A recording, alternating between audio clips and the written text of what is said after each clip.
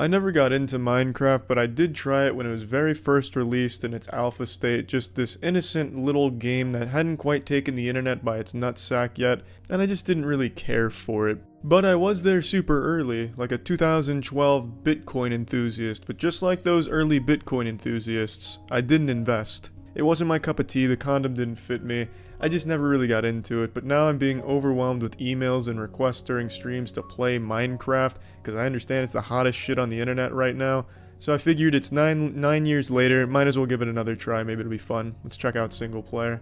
How do I build a nuclear power plant? How much dirt do I need for one of those? Change the camera. Oh, Jesus, got a little POV blowjob angle there. Well, let's get cooking, baby. There we go. First block of dirt acquired. Now the fun's setting in. I've got an idea. Bang. God, I can see the whole map from here. You know what? Fuck this. I always get told the multiplayer is the fun part. Let's, yeah, save and quit. Wouldn't want to lose all of that remarkable progress. Let's get into the multiplayer action. Wow. Now this is what I'm fucking talking about. Now I see why people like Minecraft. I'm home. I found my new life. My second life. Like my dick. From Ass Helmet. It's very big. It's like I'm back in Sunday school.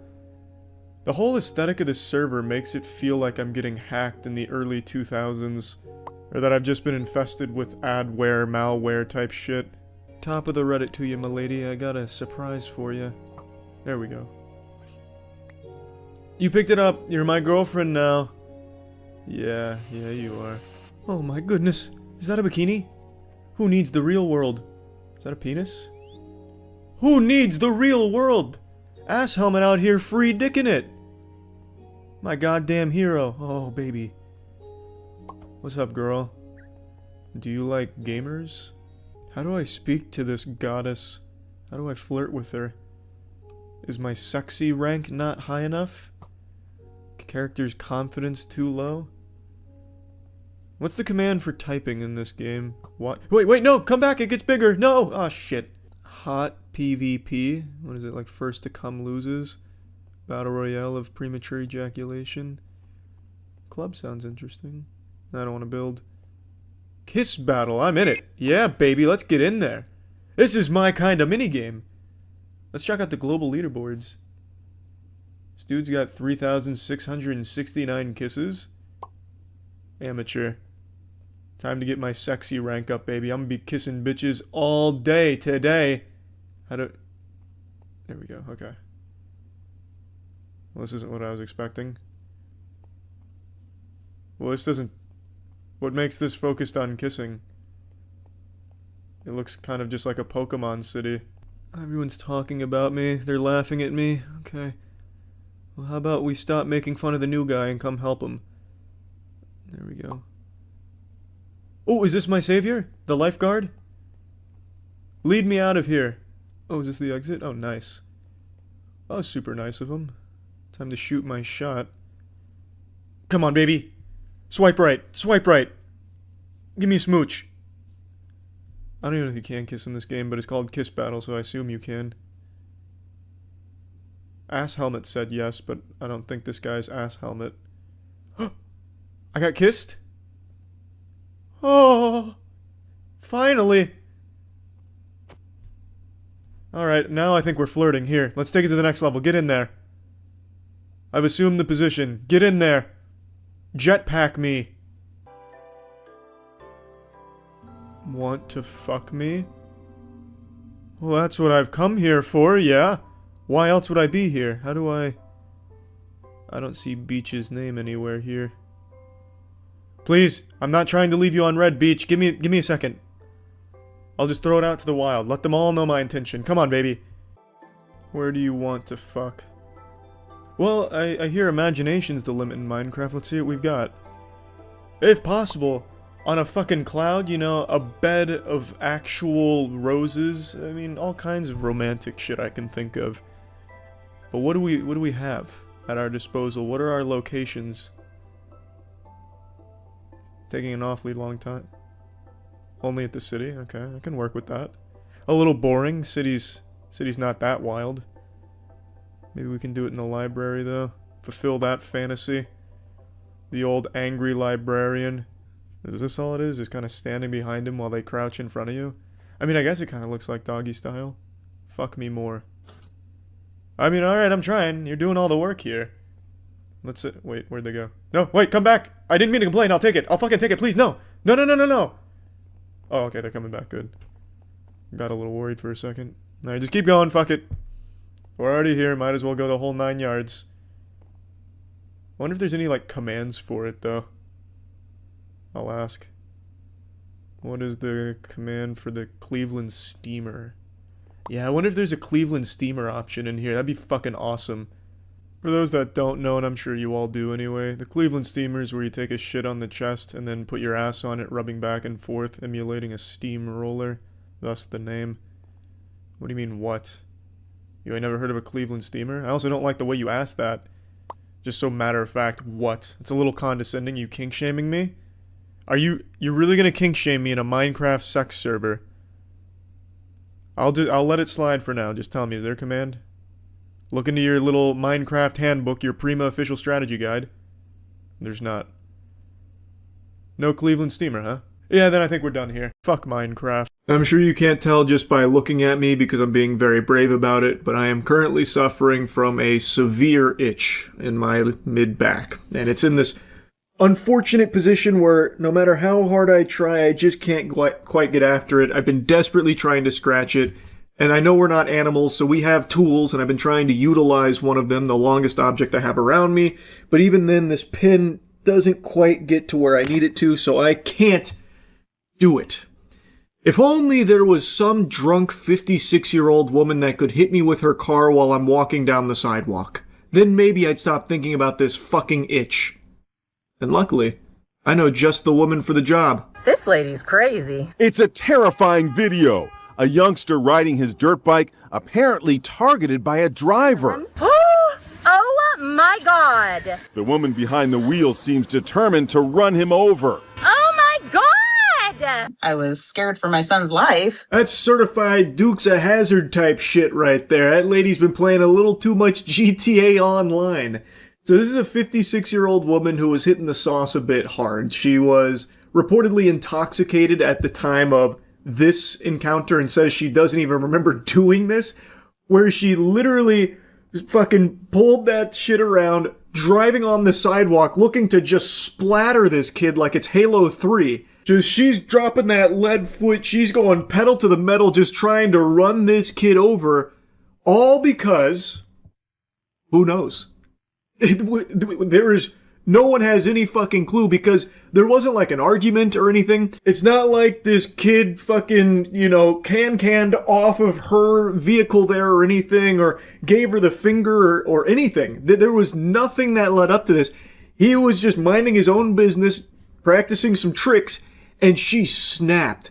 She lost it, went just fucking ballistic here and decided to go on like a murderous rampage, just driving up on the sidewalk, running him down. Jennifer Taylor is the boy's mom. She says 13-year-old Bryson was riding his dirt bike with friends in their suburban neighborhood outside Spokane, Washington, when a lady driving by lost it. She just spotted him and she was his next target and turned the wheel and came after him. There was no words exchanged. Nothing was done. Do you have any idea what her motivation might have been? The police said that she was intoxicated and that just prior to all of this, she had tried to break into a home. And apparently after all of this, she went back to that home and broke in again. And that's where they found her. What an interesting afternoon she had there, huh?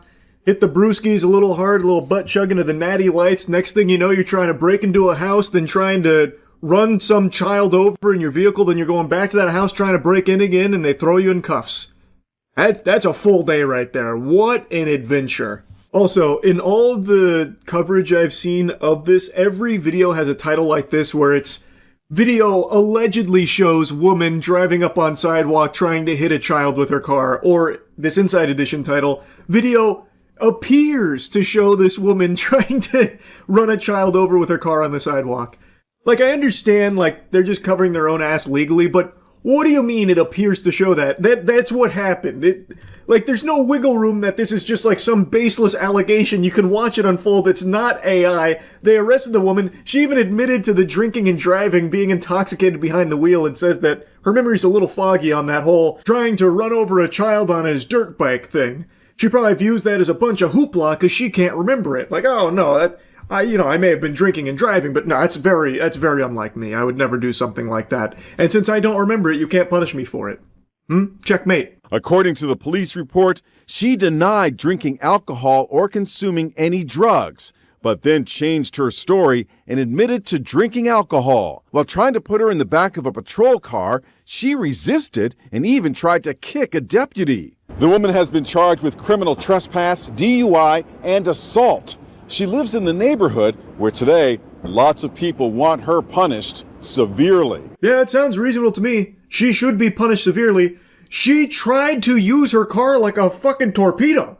She was a heat-seeking missile trying to hunt down a child on his dirt bike for no reason. Not that there'd ever be a reason for it. Like, even if the kid did just start shooting spitballs at her car windshield or something, that still wouldn't be an excuse or anything. But this was literally just completely unprovoked across the board. It was a kid just riding his dirt bike in her neighborhood, and she lost her mind. She's off her gourd. She should absolutely be punished severely. I don't know why they just already released her back out there in the middle of all this. She's a danger. She is a menace. So yeah, the neighbors are absolutely right to be fearful of her and demanding that there should be severe consequences for what she did here. This isn't some innocent whoopsie-daisy moment here. Oh, come on, guys. Who gave Ruth access to the Tito's? You know what happens when she drinks. She can't help but get in her vehicle and try and run over children. Ah, God.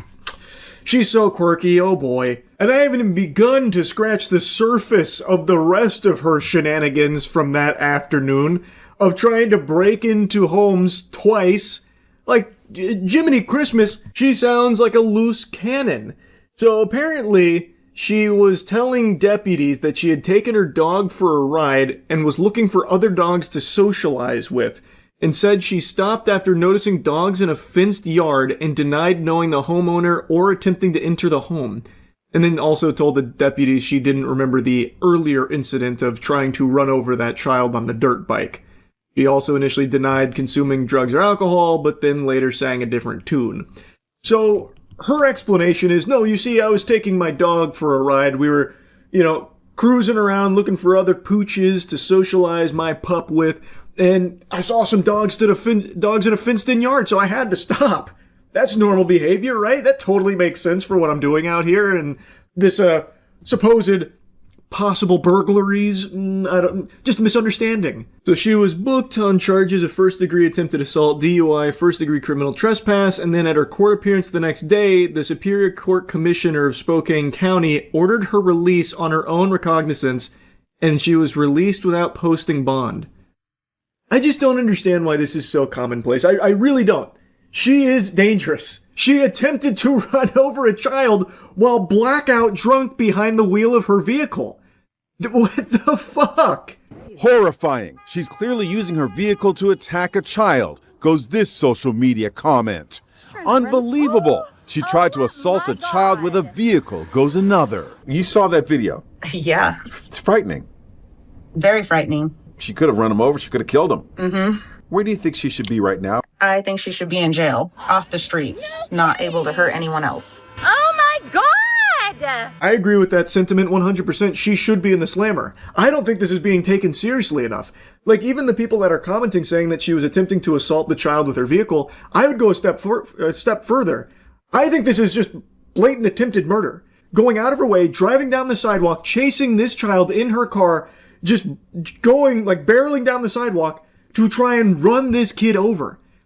That, to me, feels like she is trying to kill this kid. And again, it is entirely random. Comes out of nowhere. There was nothing that led up to it. She just snapped because she's drunk and lost her fucking mind, I guess. She is not safe to be around in any capacity whatsoever. Anyway, I saw this, had to yap about it, fucking crazy stuff. The woman hasn't been, like, identified or anything, but she is a 56-year-old woman who apparently even just lives in that area and just decided randomly, I'm going to try and hit this child with my car. And thus she did. Come hell or high water, she was going to try and accomplish that task. Luckily, she was unsuccessful. Luckily, the kid was okay.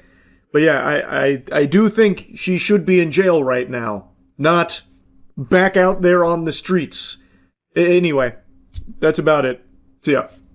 I'm on a losing streak in League as my elo's being terrorized by criminals left unchecked on Summoner's Rift, so I'm not really in a good mood and I'm not feeling really nice, but I took a breather, and the first thing I see on YouTube's recommended is this puppy right here from Ned Fulmer about him trying to address the backlash to his podcast.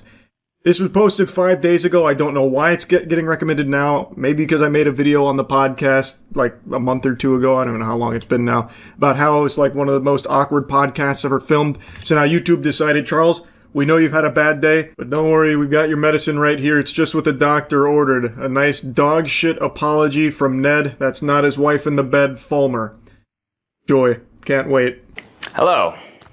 I've heard a lot of the commentary and reactions to my podcast episode with Ariel, and I wanted to take this video to address some of them.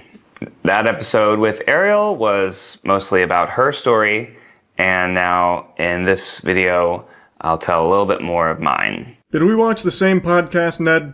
You sure about that? Was it really mainly her story? Because it seemed like you were the one kind of guiding the whole conversation, that you were kind of steering the ship here, which is one of the major complaints. Not only was the whole thing a terrible idea from the get-go, bringing in the wife that you cheated on with one of your employees, to just kind of talk about it in front of everybody, which is just always going to be weird to hear, just being the fly on the wall for a very uncomfortable conversation like that.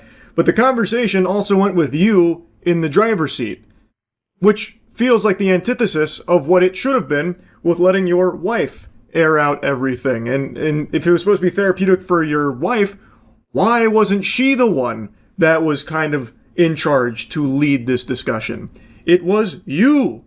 Pull off the mask of the villain here for the Scooby-Doo episode. It's Ned Fulmer. Like, it's just, you're not even, like, digesting the comments that you're supposed to be addressing. There's a lot that we wanted to keep private, but some things I'll touch on today. Hey, bud, I personally think all of it should have been kept private. You don't owe the internet an explanation for what's going on after your cheating. There's no reason to invite everyone inside for all the dirty laundry and everything behind the scenes. Just keep it private. I think that probably would have been the healthiest thing for all parties involved. That's just my personal opinion on the matter, but I gotta tell you, I think a lot of people shared that sentiment because this is something so personal and so devastating that putting it all out here in the public just doesn't make a whole lot of sense, especially when it seems like the main purpose of it was to launch your podcast, the fucking rock bottom podcast, whatever garbage that is, which, by the way, nobody's watching that. First episode blew up because nobody could believe that you would actually bring on your ex-wife to discuss you cheating on her with one of your employees. That is just an unhinged idea. First, I know that it was a very painful and uncomfortable conversation to watch. I know for some of you, it reopened things. For us, it felt like a necessary step to be able to move forward. We knew we would always get these sort of questions in any context online, and it felt like the only way to move forward was just to face it head on. On a podcast that you're launching? That was really the only way? Look, man, far be it for me to question how Ariel wants to heal and move on from this. That's entirely her decision to make. But if this was a necessary step to try and address things head on, why did it have to be on your podcast that you are launching on the back of this episode that is exploring her feelings on having her whole life devastated from your unfaithfulness? That surely is not the only way. If you wanted to address everything, like, head on, you know, both feet planted, getting, like, rough and tough with it, why not just release, like, a joint statement or something, perhaps, if you needed this to be a public-facing thing in order to move on to, you know, clear the air of everything and rumors and whatever. It didn't need to be in an hour and a half or whatever podcast that you're starting. It just doesn't make a whole lot of sense to me, unless, of course, the actual motivator for it is to try and get back onto YouTube and be able to make money on the platform again. Because he is launching a product with it. As has been reported in interviews, launching the podcast with a conversation with Ariel was Ariel's idea. She's a stakeholder in the Rock Bottom podcast and this new channel, and she wants it to be successful. So that was part of the reason why, in terms of having that conversation, we did it together rather than on any other platform. I couldn't possibly know the inner workings of this business partnership. Haven't seen the contracts. All I can say is that feels very odd to me, because this seems like a business partnership strategy that heavily favors Ned. So I don't fully understand that, but I just really think that this is something that didn't need to be shared in this fashion. After Discovery, I started an intensive program of therapy, group therapy, and work to really try to understand what I had done, why I had done it, and what it meant for my relationship and my life. That's cool, man. I'm not your therapist, but I feel like the reason you did what you did is because it's something you wanted to do. In the podcast and in here too, he keeps making it seem as though he didn't know that this would be painful for his wife to be fucking one of his employees, which I think is so odd, especially the way he presents that. But he's talking about like his journey to coming to terms and realizing that what he did was bad and realizing that what he did is cheating. All of these mental clouds that help you continue behavior that you know is hurtful, and you still do it anyways. So it let me face the truth and acknowledge in no uncertain terms that I cheated on my wife with an employee of my business, and it caused her immense pain and shattered our marriage. Yeah, but was there ever any real uncertainty there to begin with, though, Ned? I feel like even if you had just been lobotomized, you would still be able to recognize that fucking someone that's not your wife is bad. That's textbook cheating, right? Like, this is what I'm saying. The way he presents it is weird. He makes it seem like I had to really understand this was not a good thing. This was, as they say, cheating. It's like, yeah, man, yeah. Like, okay, cool, you're getting help to get to the bottom of this, so hopefully you never do something like this again in the future, but, like, man, like, did you really need to have this huge come-to-Jesus moment that fucking a woman that's not your wife, who is also your employee, by the way, is not good, and is cheating, like, by definition? I don't know, it rubs me the wrong way the way he talks about it. Like, he was just so blind to the fact that this was a painful thing that he was doing to his wife. Like, what he was doing would make her very upset, should it ever come to light. You know, it's just, you would know that. You would think, right? Like, he's sentient. I feel like anybody with a functioning frontal lobe would know that that would be very painful for your fucking partner to know and to learn. So for you to do that to them would cause them immense agony. But I guess maybe Ned didn't know that somehow. So this was a long process that it took, approximately 2 years, and continues work even to this day at the 3-year mark, even though we decided to separate officially 2 years in. It's something that I'm really proud of. That's really changed my life, and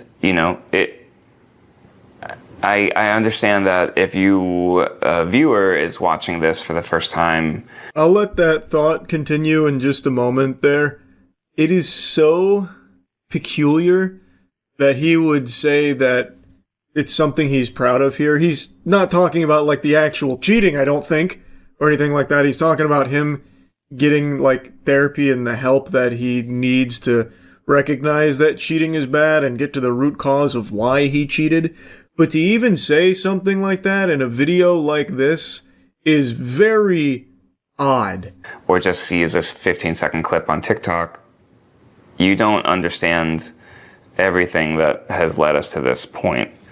And I know that it'll take time. And if you want to just judge me off of one clip of me talking about society, which obviously was not the best response to that situation, you are welcome to do that. I know that people have a choice when it comes to what they watch and what they consume. And if people don't want to continue engaging with me on the internet, then that's a consequence of my actions and something that I have accepted. Ned frames this as though the majority of the opinions people formed on him from that podcast are just off of TikTok clips or like 15 seconds out of context snippets of the larger conversation, but that's just not true. Like, sure, there probably are some people that only saw the clips, but the whole conversation is there with over 1 million views. Like, a good chunk of people saw the podcast.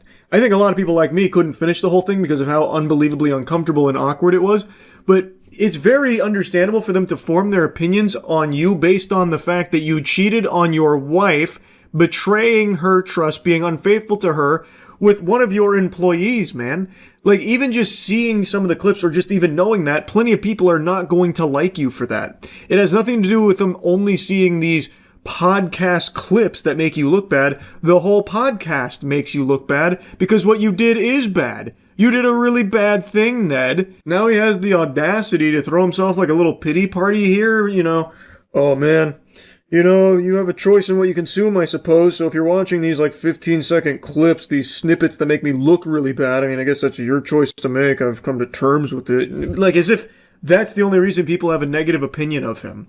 Even if it is just those clips, the fact of the matter is you did a bad thing and people aren't going to like you for that. Even if they've only seen clips from that podcast, everyone else who's seen the whole thing is still going to have that same opinion because you look like shit in it. It paints you in a horrible light. Because what you did cannot be painted in a positive light. I don't know why he tries to weasel this here statement in about, like, people only seeing the clips, the snippets from the conversation. If only they'd hear the whole thing, go along for the whole ride.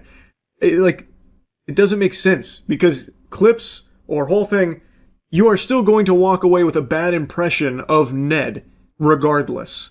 It's just if you watch the longer one, you also have to like squirm in your chair because it's so unbelievably awkward to sit through.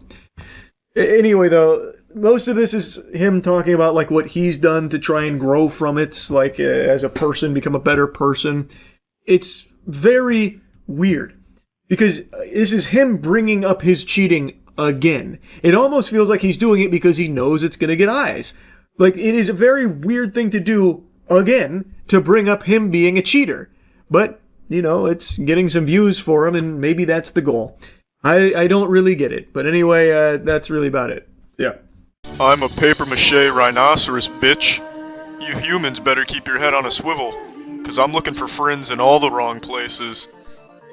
A standard rhinoceros only has 4 legs. I have 8, all of which I can shove up your asshole. I even have Shrek's ears on my forehead. I am the ultimate weapon. Are you working under the assumption that this ping-pong net can stop me, you insolent bastards? Oh no, not the sticks. Shit, they've got the sticks. Fuck, it's the sticks. Son of a bitch, they have the sticks. The sound of bamboo sticks hitting the ground is too much for me. The power is overwhelming. The gloves are coming off now, gentlemen. Oh, I'm sorry about that. Nearly impaled your friend with my horn. It was an accident. No, stop. Get those sticks away from me. It was an accident. It's just an accident. I'm sorry. I didn't mean to do that. Fuck you. I did it on purpose. I tricked you. I'm coming through. I've spotted an opening in their defense, coach. I'm going through. Damn it. The construction workers are back with their sticks. I can't go any further. I may look outnumbered, but nothing could be further from the truth. The pendulum swings in my favor. Please, flamingos, assist me. Do not forget the numerous battles flamingos and rhinos have fought together. What are you doing with that weapon there, soldier? Do you really think that's enough? You're gonna need a tank if you want— oh fuck, it's a direct hit. My left ass cheek has been punctured. Everything's going blurry. No! He hit me with an ancient Indian blow dart. He propelled it from a gun. That's cheating. What are you all looking at? I'm still a rhino. Get the fuck back. No, shit. Losing strength. No! Not the net! Not the net! No, I feel like I'm being cocooned in a spider's web. Despite all my rage, I am still just a rhino in a cage. When you rip a piece of paper, do you feel remorse? If you are a female and you see a rhinoceros, do you get horny? If the answer to either of my questions is no, then the only thing truly made out of paper is your soul. A recent report shows that in 40% of American families with children, women are the primary earners, yet they continue to earn less than men. What does this say about society? In order to answer this inquiry, we must first ask ourselves, why did cavemen invent the wheel? I believe the Solarians told them to, but regardless, with the advent of the wheel we have things like the internet, space shuttles, lean cuisine, and lava lamps. Now don't misconstrue my words, Miss Leaks. I'm not saying that we should stop supplying our employees with titty milk, nor am I saying the government should cut funding to odorless asshole projects, which seek to eliminate the stench of an anus after it's shit. All I'm saying is, wheels exist. Now back to your question. In order to vanquish mosquitoes from this world, we need to fuck those useless organisms up with some powerful shit. Thank you. I think I got it working. We'll see. Haven't had any issues for a little bit now, off stream. And I tried running it with OBS and everything, still no issues. But I already know now that I'm streaming, gonna be nothing but issues, I just feel it. You know if they fixed anything? Not that I know of. I just changed a lot of things on my end. And redid a ton of things to try and make it work. Yeah, I think I got it working today. I spent enough hours on it, so... here's hoping that it's fully fixed. Speed up the gameplay again. I'm not changing anything. I finally got it working without crashing, I'm not changing it. Everything is staying exactly how it is. How you finding the game? The game's good. I don't like it as much as Eternal, though. But we're still early. I will also say, I did it off-stream when I've been troubleshooting, but I'm not really loving, like, the pseudo-open map that they have in the last mission. I feel like that's going... that was something they talked about a lot, so I feel like there's going to be a lot of those. It was really boring.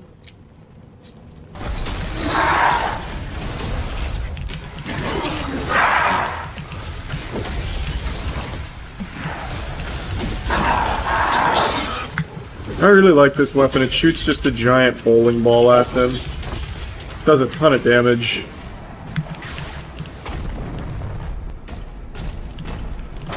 Rise Bros FOV so low. I crank mine, game's way better. Brother, it's maxed. What are you talking about? Oh, wait.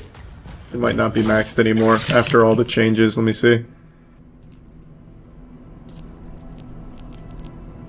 Oh, yeah. You know what? Actually, I'm not touching anything. It's working. I'm not touching anything. I'm taking no risks. Did they fix the game? Nope. I did.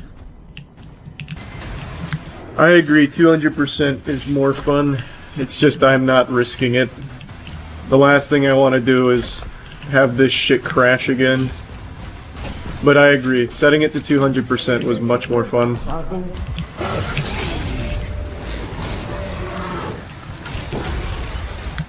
No shot! Wait, that spitball? Really? Oh, now I got the heal from it.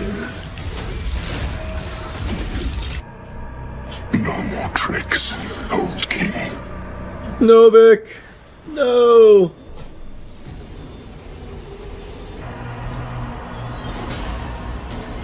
I just upgraded that. This might actually be useful now.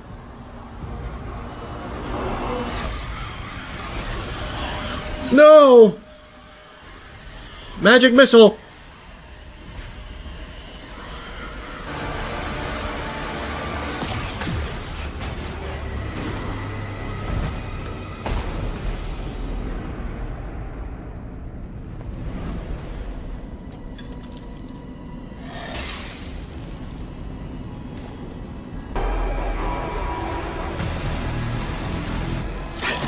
Yes! Nice.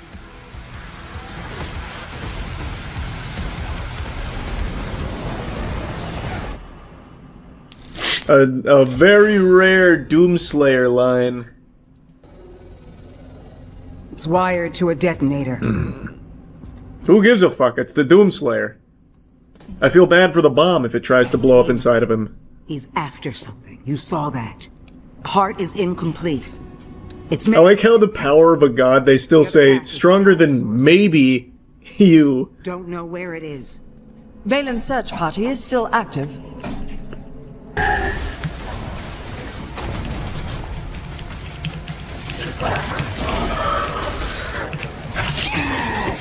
Damn.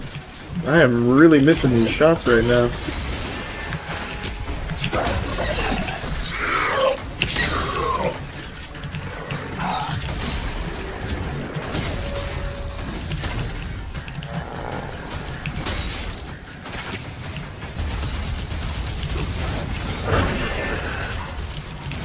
Oh, come on, stop hitting him. I'm looking at... Stop hitting this guy! Jesus, brother, just move! How about that? Just move! Quit eating it! Christ!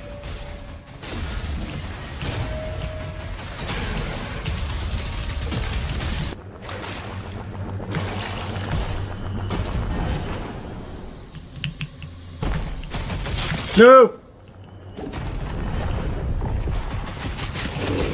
Oh, really?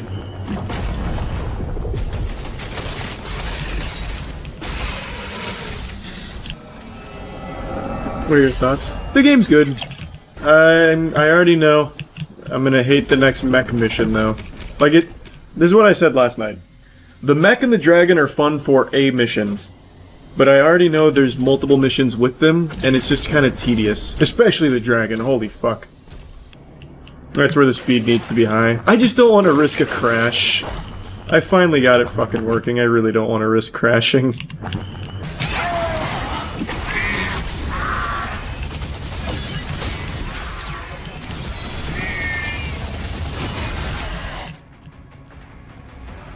The kind of times I just get fucking flanked is crazy. Dirty bastards. Huh? You love to see that, don't you?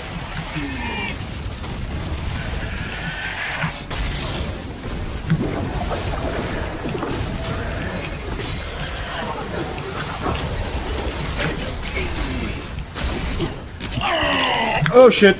Close shave. Almost didn't get that. The recharge time was far too low.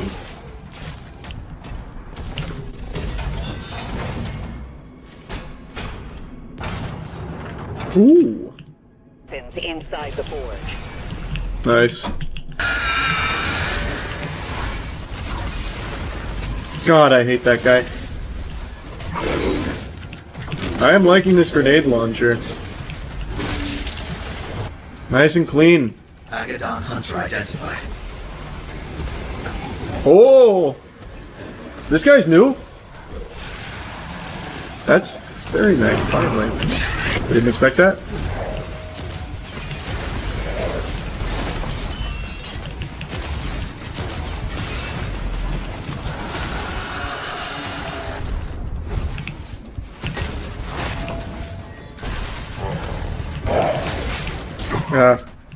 That's on me. Too much dip on my chip. Shouldn't have done that.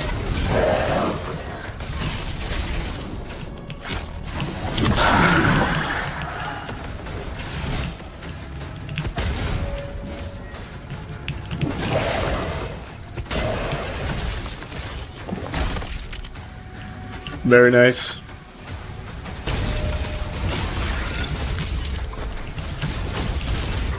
Oh shit.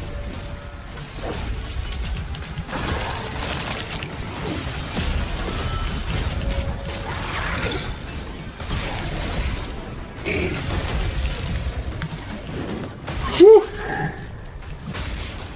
Man, I am absolutely fucking him.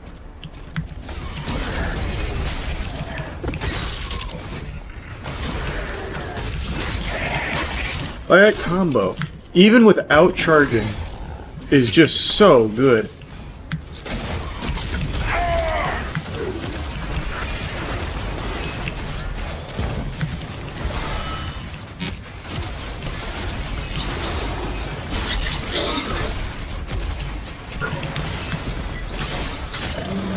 Nice.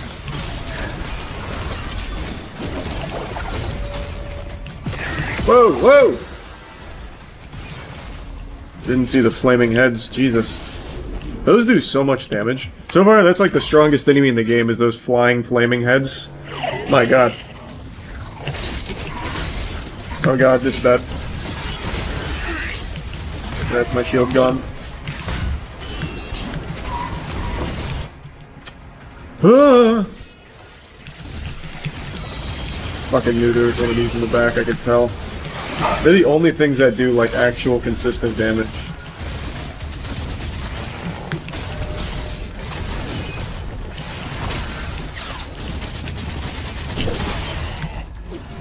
No shot! I missed that?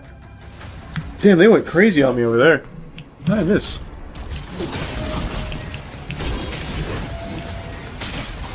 Uh-oh.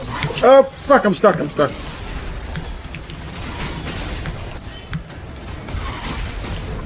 Okay, should be fine now. I say that and then I immediately get shot in the back. That's crazy.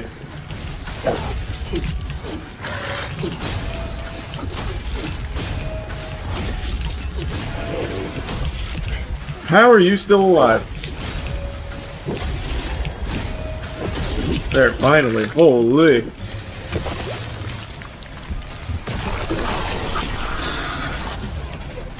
Nope, this is default. Everything. Well, the difficulty's nightmare. The speed is default.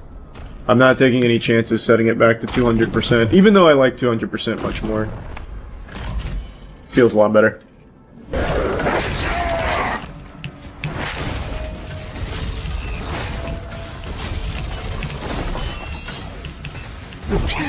Oh, my shield.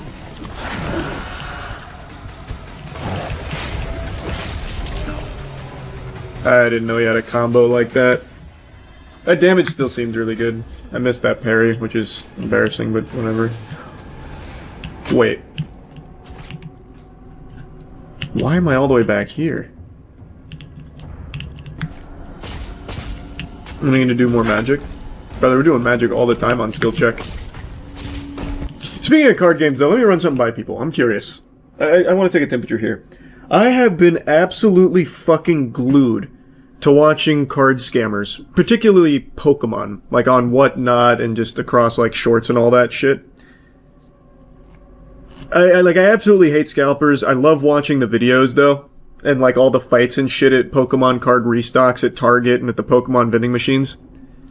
So I was wondering, I don't know if this is like a worthwhile thing to do or not. I know it's not going to make like a difference in the grand scheme of scalping, but just because so many people cannot get Pokemon boxes at all, I was wondering if it'd be worth, since I don't really open boxes anymore, if I started registered as a card business so I could buy wholesale and just sell, well, just sell wholesale but like slightly above so that way I don't lose money on every box. That way people can always in perpetuity get wholesale. As opposed to like Prismatic Evolutions, a box being $1,000. Okay. That's a pretty positive response to it. What's the catch? There's no catch. I just absolutely hate the state of card games. I'm a huge Magic guy, but I can literally not recommend Magic to IRL friends because it's way too expensive. It is just too expensive, straight up. And Pokemon's even worse. How much is a box supposed to be? It varies from sets, but in Pokemon, from what I know, a lot of wholesale, most boxes wholesale are like $160. And right now, Prismatic Evolutions and a few others are like 700 to 1,000 plus per box because of scalpers. So what a lot of people, in Pokemon in particular, what I've learned, the reason why it gets so out of control there is because a lot of people buy like 1,000, but this is exaggeratory, not everyone's buying 1,000, but like what'll happen is they'll buy like 1,000 boxes, squat on them, so that way the supply is much lower and then drives up the price. So then more and more people want it, but they can't find it, so they pay more, and it just becomes this cycle until eventually it spirals to what we have now. But they are literally like $160 wholesale. Would you do anything special? Sign boxes? Not really. I just want to have it as an option so that way people can actually get into the card games. So in perpetuity sell everything at just slightly above wholesale, no matter what. So like, if I had this for prismatic evolutions, they would still be at wholesale prices. Of course, doesn't make a dent in the scalping market, but I'd have buy limits in place.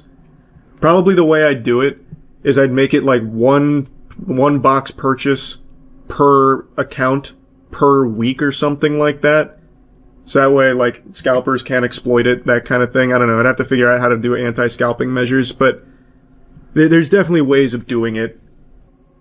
How would you ensure that a scalper isn't buying shit? Well, that's the thing. I don't know if I'd be able to, like, I wouldn't be able to vet every single buyer, but I could do a purchase limit of, like, 1 box per card. Or per account, whatever. And then whatever X amount of time, like a week or whatever. So then if it is going to be a scalper, they get 1 box at wholesale. 2 boxes, maybe, like in 2 weeks. What if they have 2 accounts? By account, I meant like credit card account, like credit card number. Because you can do that. There are sellers that actually have that in place. So you can do that per credit card. And if a scalper is going to use multiple cards, there's nothing I can do to stop that. But it's at least a step. Definitely worth a shot. I'll look more into it. I just really want to do something to try and help the card community not be an absolute fucking shambles and be legitimately too expensive for anybody to get into. Because it's disgusting. It's actually fucking disgusting. So just be wholesale perpetuity. Make them verify ID so they can have multiple accounts. I don't like that, because I don't like giving all that kind of private information. Like, I don't like ID verification on shit. I wouldn't do that. I can just limit it to cards, I'm sure. There's definitely ways. This is still just like a napkin idea for something nice to do. So I'll figure more out about it. I'm gonna go pee real quick though.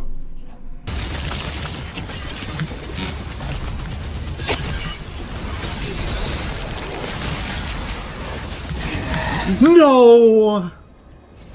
You dirty bastard! Wow, he sent my ass all the way back to Narnia. Wow. Okay.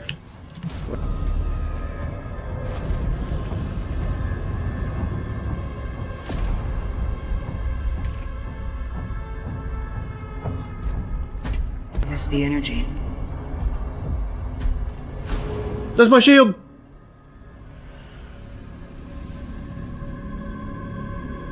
Svara. Nim unvek anme. Veseque. That's the same spell from the mummy when she reads from the Book of the Dead. Anme.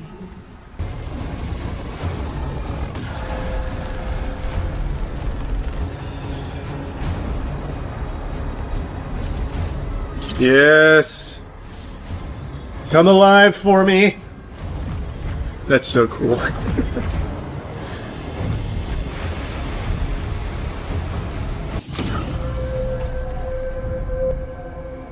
This is gonna be runes, I bet. Because I still haven't unlocked runes and I'm like 10 missions deep.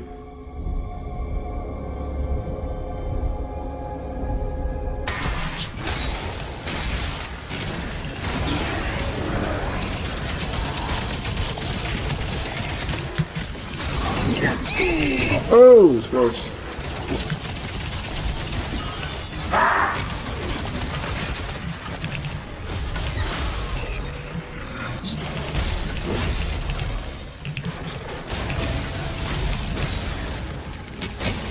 Oh, I'm stuck on the wall.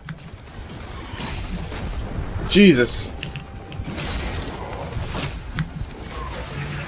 I don't know, I'm kind of liking the flail now. That is a lot of armor it just gave me back.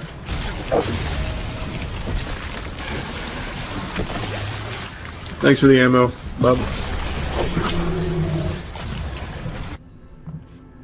How's the game been? Game's good. It is good. Hell! HE double hockey stick? No! No, don't take us there. Oh!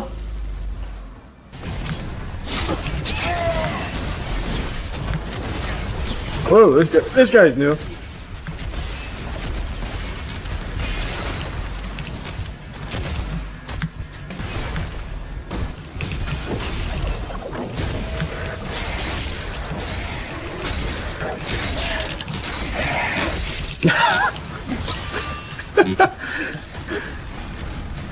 Oh yeah, they saw that. They said we want no fucking part of that. We'll take ourselves out.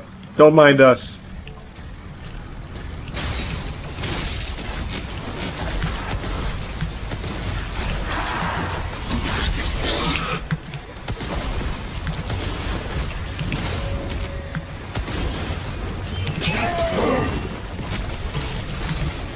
Nope.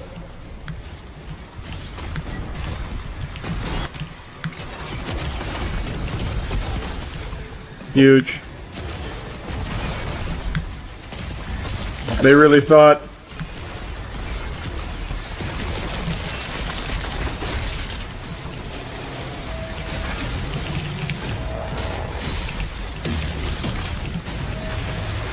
God damn it. Ooh.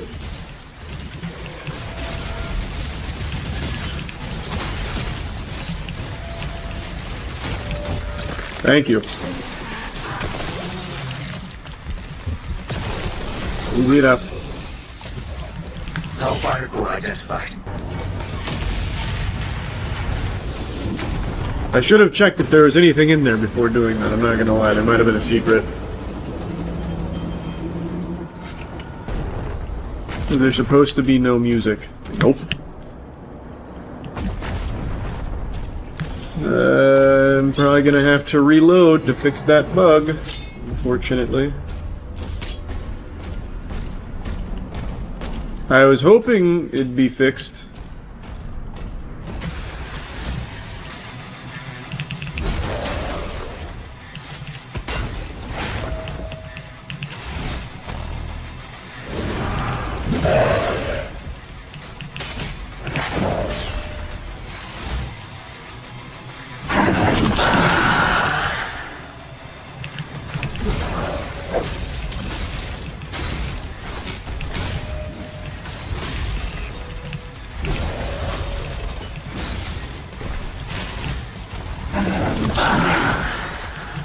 Almost.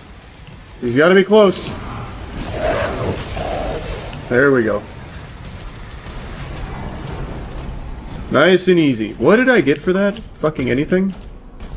Ah, a ruby. All that for a ruby.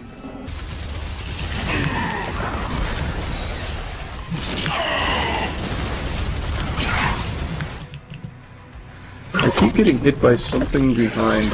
There's always just like a little enemy that hits me.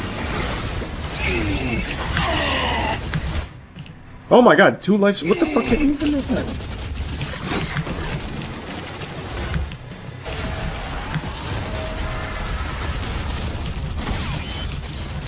Uh-oh.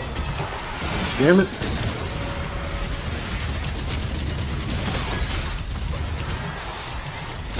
There you go, I'll take the ammo.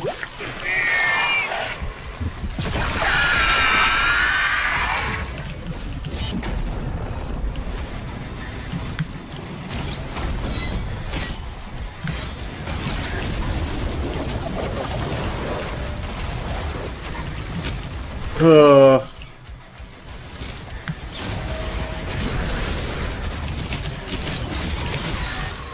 boy.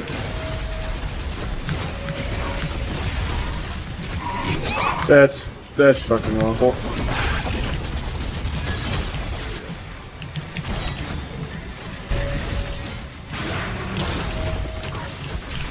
Oh my god. Switch to the right gun, please.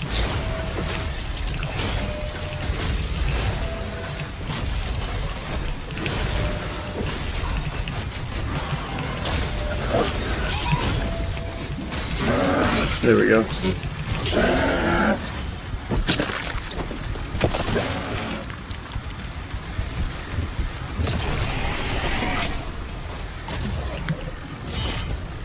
It still holds the charge.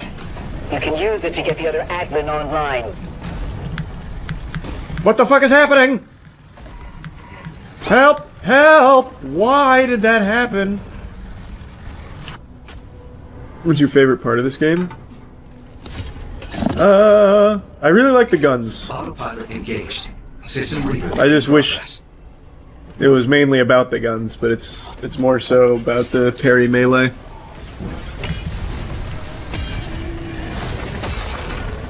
Take that!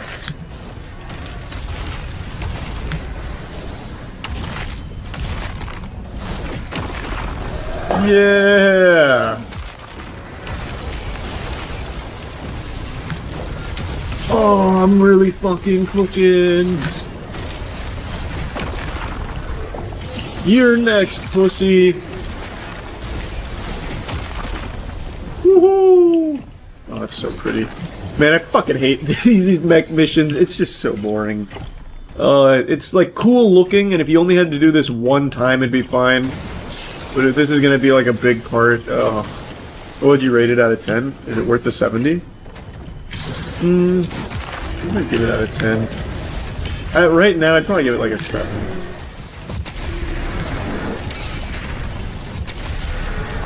Oh, I'm really fucking cooking them. God, the way I just sensed that shot was coming there.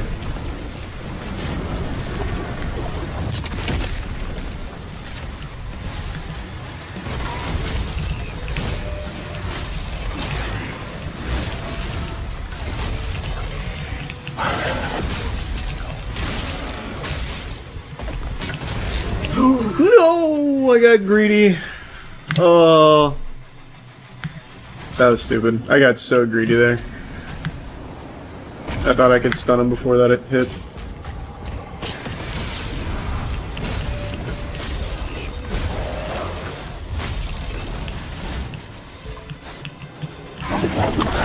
Tons of little guys wandering around here.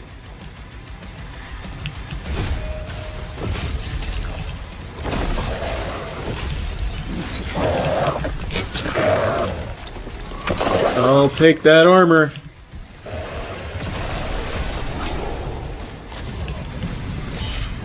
You'll love to see it. Creed has called a meeting with me.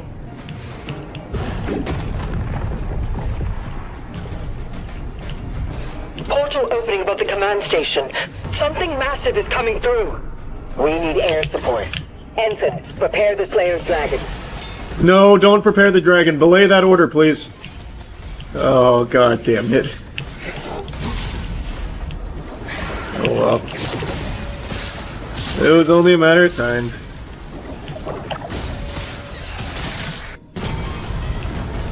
Screen Rant rated this 10 out of 10 all around triumph.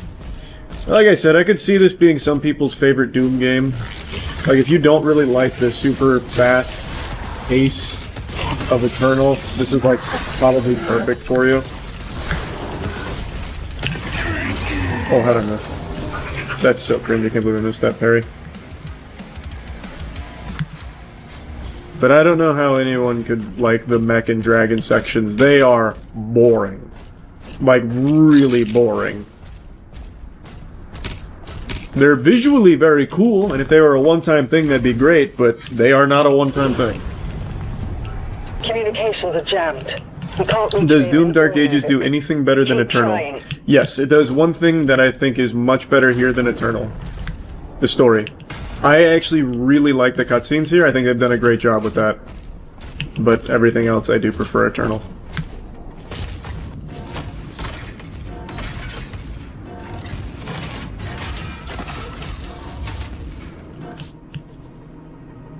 Oh man. We had such a good run, our first crash of the night. I knew it was coming. I knew the second I closed it to get the music back because of the music bug, we'd experience this. I knew it. We had a really good run though. 3 hours, no crash. I'm really hoping that doesn't open the floodgates to constant crashing now. Yep, I know about that, Cheetah. I've done the integrated graphics as well. Again, I've had it working all day. That was our first crash. Hopefully just a fluke. God, oh my god, what am I doing? I was so afraid.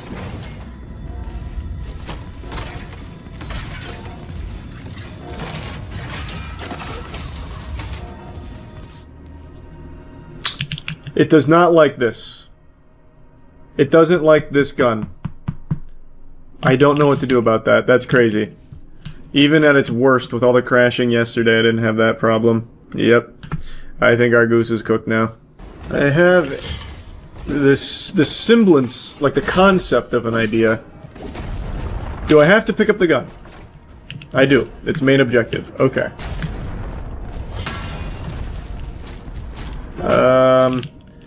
I can try... I don't know if this is a skippable scene. Because it's not the scene that's crashing it, it's it trying to bring up the tutorial. Let's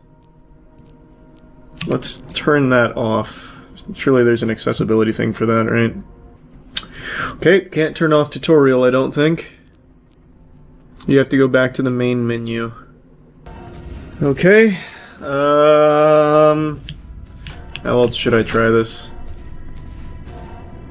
I'm gonna try skipping and maybe getting through the tutorial fast enough. Can't skip it. That's so fucked. Yep, we're cooked.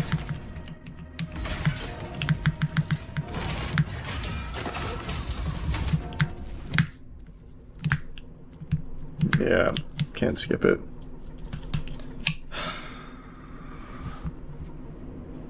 Okay, well if I can turn it off in the main menu, maybe we can get rid of that. We had a really good run. We had a really good run. You didn't parry the crash. He's so right. Okay, tutorials off. Maybe we can still salvage this. Okay, there's no tutorials, we should be fine.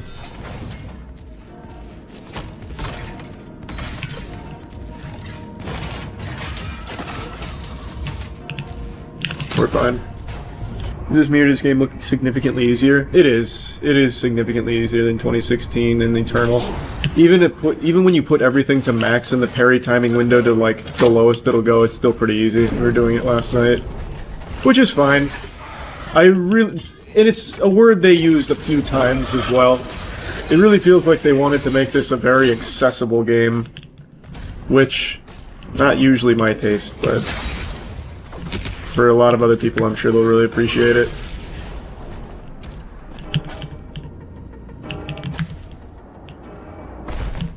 Really? You can't be fucking serious. Oh my god. Oh my god, why?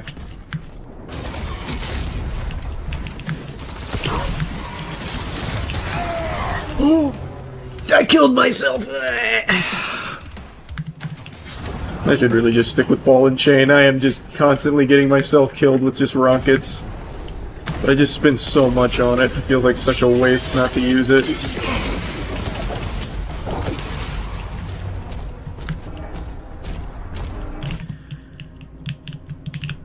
There's gotta be a way to get back up top, right? No, it looks like I'm only going down. I just missed so much up top, all because he didn't grab that fucking ledge. Oh my god, I missed a Wraith Stone. There's gotta be a way. There's gotta be a way. I don't remember how I got up top. Can I just retrace my steps? There's a jump pad. Not in the elevator there wasn't. And I can't go back. Nope. Looks like that Wraith Stone's just gonna have to stay put. What a disaster. That is so sad. Wait, wait, wait, there's a jump pad!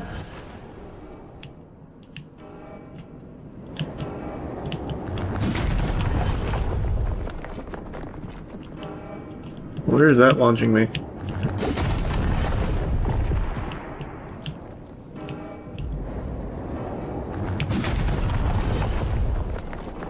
Oh my god! Stop.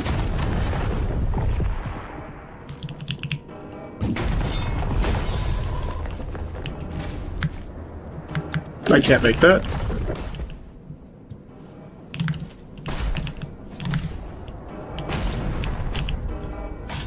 Oh, I see. I don't need to make that. I guess I can just go this way.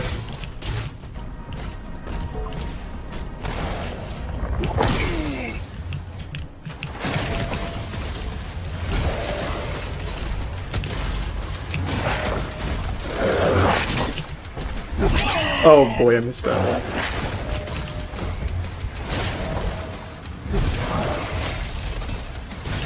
Out of ammo, I forgot that. Whatever. What? And he crashes. Only with tutorial. A tutorial popped up and it crashed my game 3 times, so I turned tutorials off and it's been smooth sailing. I don't need the tutorial anyway. Oh god. Is it really going to be the same objectives every time as well? Energy readings are all wrong. Those tentacles are ripping the station apart.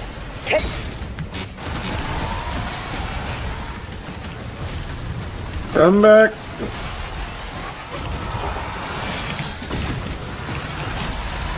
Oh, that's bad. That's real bad. I'm gonna dip on my chip.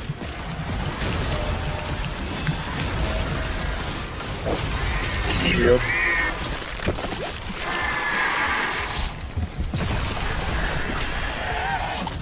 All hull gates closed.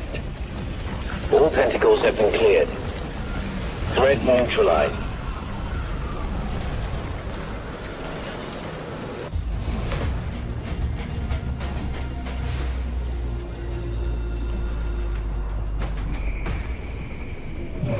We did it!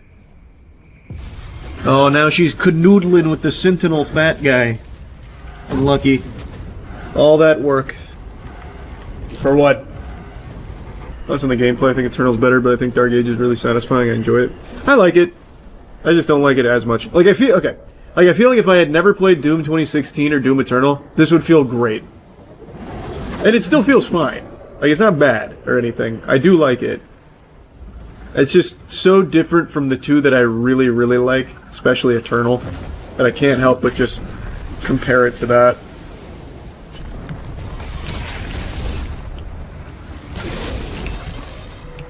Yeah, this is by far the best weapon. I thought the rocket launcher had a chance to be stronger. It does not. This is just the best weapon. Ooh, that's new.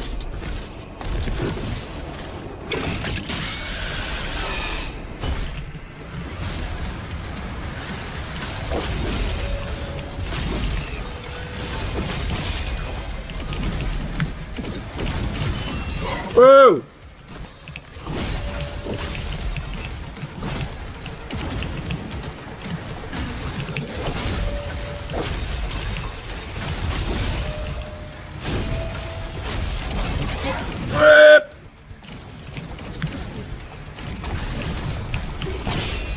I had to just eat that.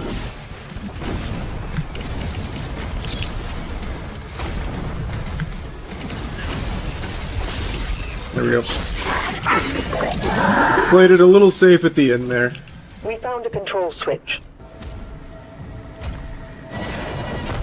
No, no, no, no! Back-to-back dragon missions? No way, right?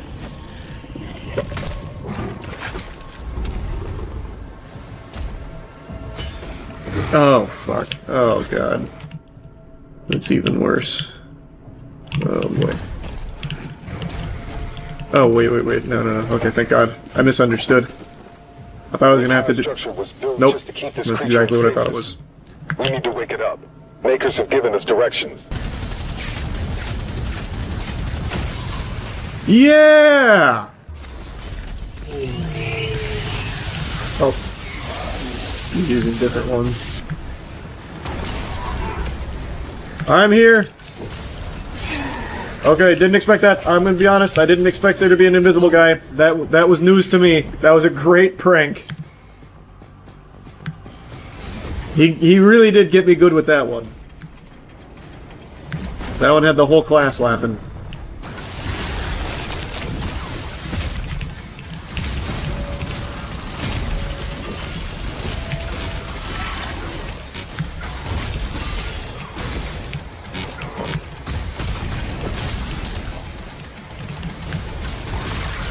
Man, the way I just fucked that guy was a thing of beauty. Holy.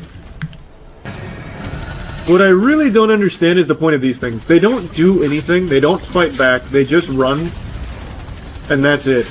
You don't get anything for killing him other than health. I guess you can get challenge stuff. But it really just feels like it's there just for something to do during the fly. Are there side quests that connected and contribute to the main story while also being a mini-story themselves in this game? Brother, it's Doom.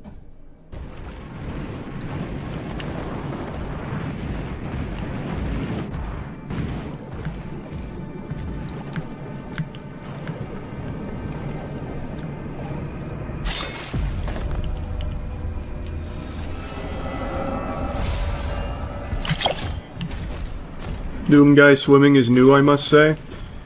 Well, you take that shit right back and don't say it, because it's not new. It was in Eternal as well, but it was better in Eternal because you could dash. So you could actually go through the water fast. This is fucking miserable anytime you go in the water. I don't think it's fair people call this one slower than the other ones when you can speed this game up so much. It is better at 200% speed. I did that last night. At 200% speed, max projectile velocity, and minimum parry window, it's definitely more fun. But it is still slower. Like, there is no weapon juggling or anything like that. So, no matter how you spin it, it is slower than Eternal. But that does help, and I think the game's I think that is the optimal way of playing this. The only reason I'm not doing it right now is because I'm worried it's going to crash my game. That is the sole reason. We've already had a few crashes tonight, and I just don't feel like fucking with it. Yes, wake it up. Let it rise. Yes. Do it. Anywhere in particular, or just...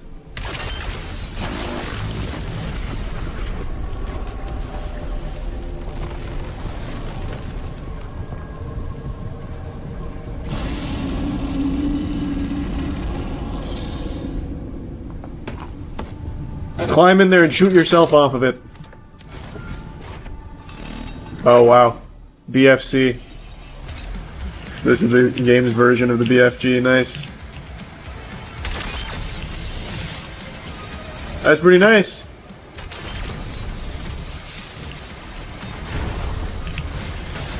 There was definitely ammo back there I didn't pick up on. 100% there was. No doubt in my mind. We'll do it the old-fashioned way.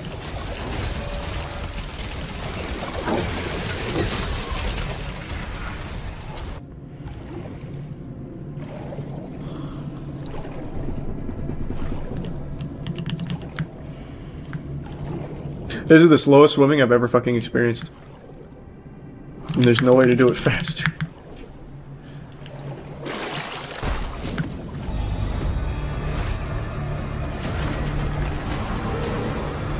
Oh my god. Dulu? That is so hype.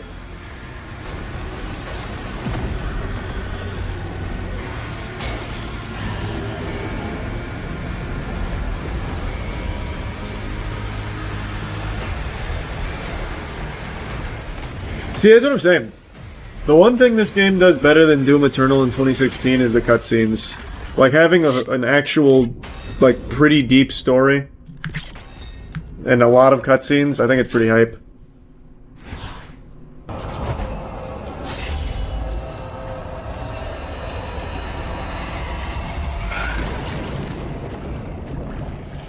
Oxygen levels depleting. Please stop putting me in water! If you're going to give me no options to swim faster, stop putting me in it! Please! Signal detected. Fuck! Oh wait, it's scripted. Oh, thank God.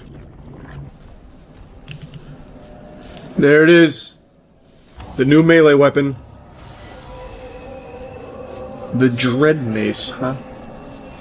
Will it be better than the flail? Probably not. Well, it did just one-shot that.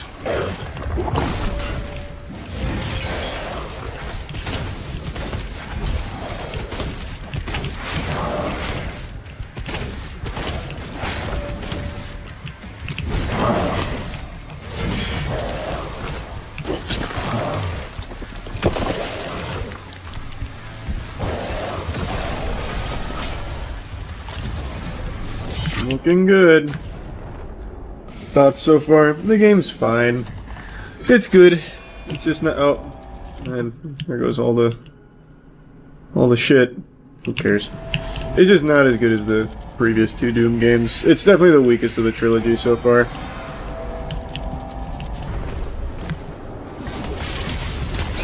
Oh, that was really unlucky. Eek. He got that shit farted real quick. Wow. What's the best weapon? The ball and chain. I forgot what it's called. Whoops. But that weapon is way, way, way stronger than the rest. Super shoddy, fully upgraded, 1,000 times better, you're trolling. Oh, you're so fucking cringe. Even if it does more damage, which I have no doubt it will, the ball and chain is so much faster and you get a full charge on every parry and you can spam it. There's no shot that the... We'll try. I'll do it. But it's just not even gonna be close. There's no way. This is... It's just gonna be too fast.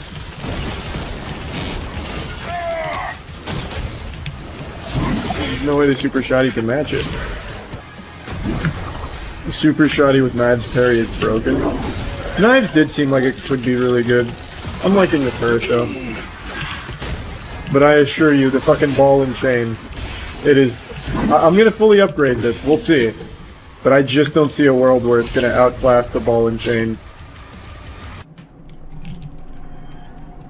Oh my god, I have no money. I just noticed. Oh, I have so many rubies, but no clams. Ah! So much fart, but no poop. Why?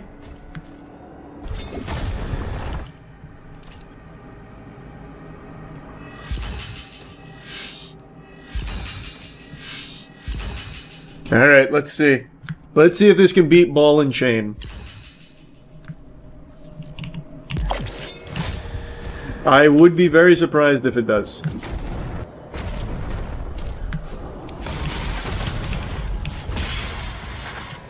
That was a lot of damage. Okay.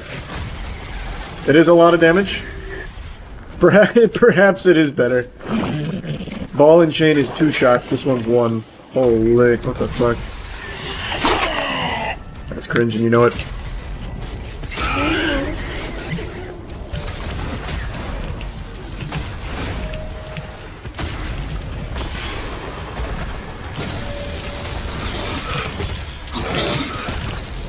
Oh my god. That is so much damage. That is so nice.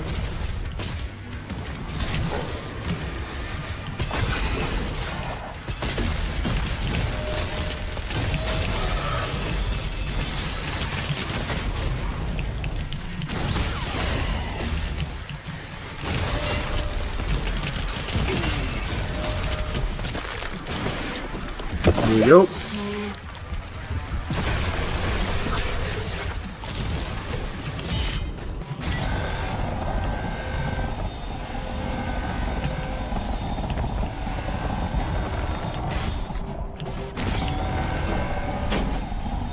Someone just won it.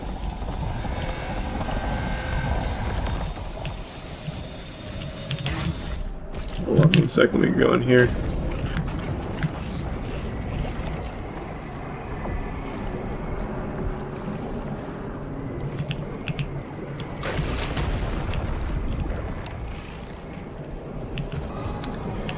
Now how in the fuck? I don't care, I'm done. I don't need it anyway. I don't feel like tinkering. The only reason I'd get the gold is just to, oh my god, now I'm stuck in here until I... Fuck, I don't care about getting the secret though! Shit!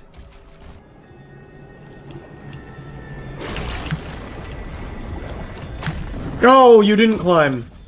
You sick bastard.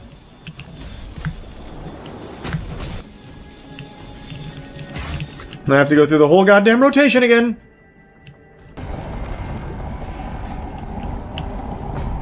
No, no, no! Clutch. Actually built different. Oh, forget about the frame guy.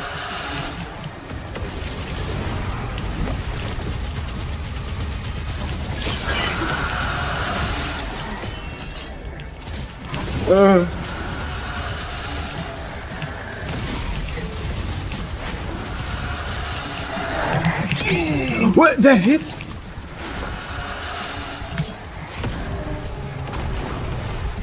But did that get around the rock? Oh my god, what the fuck? How?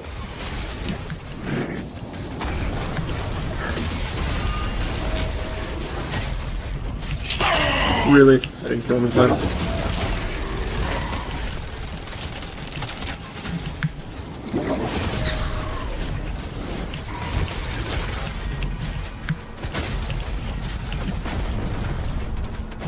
That was pretty smooth.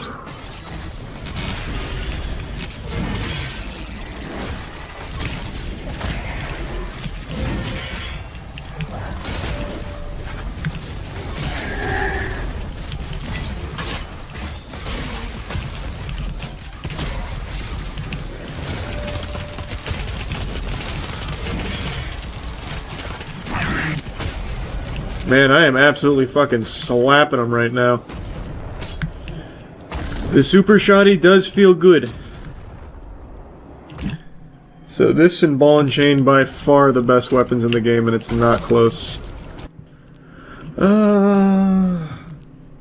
Still can't afford that. Also, I might just go back to flail. Flail's so good. I don't know, this feels nice though, actually. Maybe I will just stick with it. I just need a little bit more gold.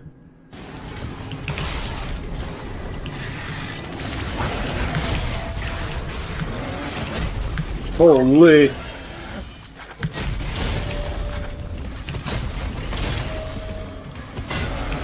Wow. That poor guy. You know he's mad. Holy shit.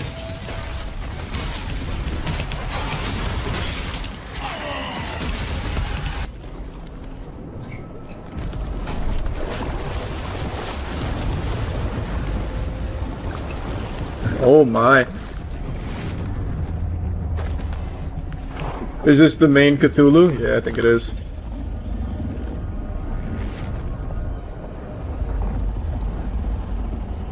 We hitched a ride with you earlier. Much obliged. Thanks for the Reddit gold, stranger.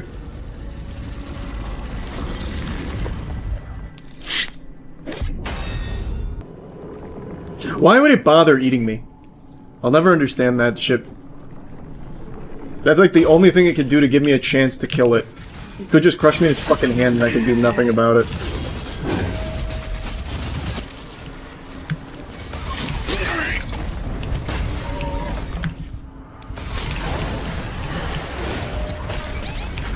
I have to melee! Man, there's a lot of bad boys here.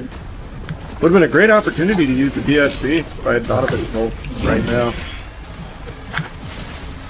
I'll do it. Actually, no I won't. These are shielded guys. They won't take any damage. I'm gonna do it. I missed. I didn't miss, by the way. That was a practical joke.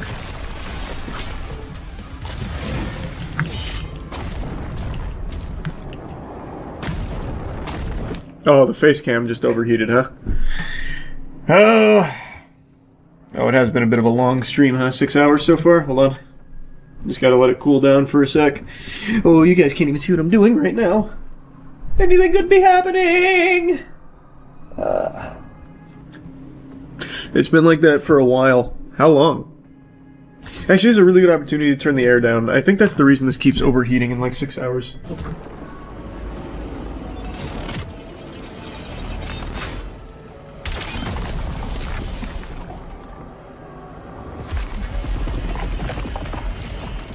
Man, that's so sad we don't get to fight him. We have a giant fucking mech and we don't get to fight Cthulhu? Maybe this just gives him like a really bad tummy ache. Voice crack, tummy ache. That'd be such a missed opportunity. The mech shit is so boring, this would at least be visually cool.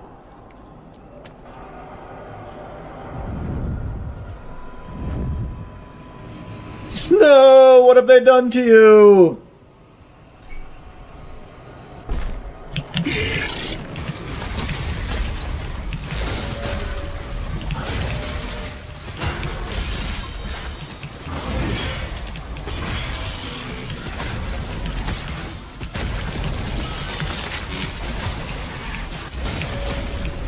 Oh my god, I am cooking!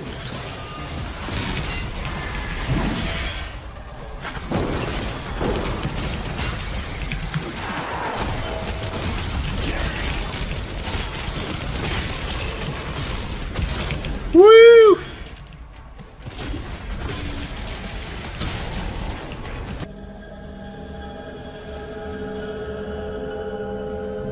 This will be the first time I've ever seen Doomslayer directly touch somebody. Even in Doom Eternal, when he grabs the guy's keycard, he never touches the guy, only the keycard. And then yanks him by it. She has the spirit of an ancient sentinel god within her. Why, though? Why does she have that? Descendants of this realm. Here, her energy becomes fully realized. Oh! Wait, what? I didn't expect that. There's a head under there? Be honest. Not just a tinier helmet?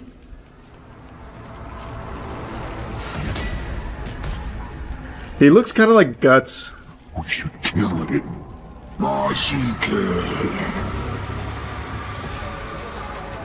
No, he's trapping me in a Pokeball!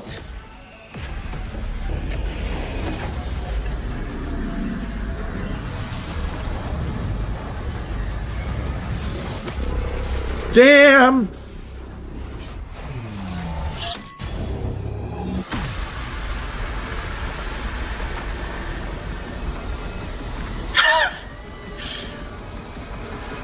No, come back, wait! Fat Sentinel guy, come back! I forgot his name. Creed! Creed, come back! We need you now! Set that floating chair to turbo drive! Bishop Creed. Yes? Where is Thera? She's at home playing games. There was a struggle. He's blaming me.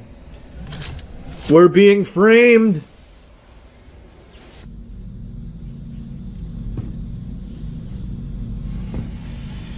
This design, like this dude design, face-wise, I'm talking face-wise, is like iconic for just true patriot.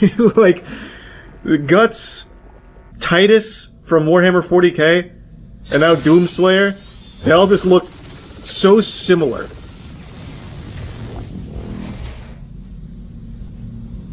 Face of Valor, yeah.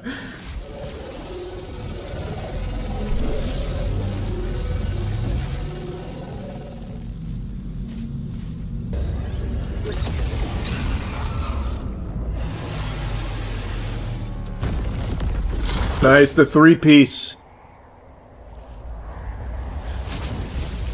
Now, far be it from me to question the work of the devil himself here. Could he not have just, like, put a bunch of bullets in his head, cut his head off, slit his throat, smashed his skull, and fucking curb stomp him? Would that not have been more effective than trapping him in a bubble with octopuses, like, beaming it? You know what I mean? Rid them tear until it is done. Oh, the curse! The curse! It's the Dutchman's curse!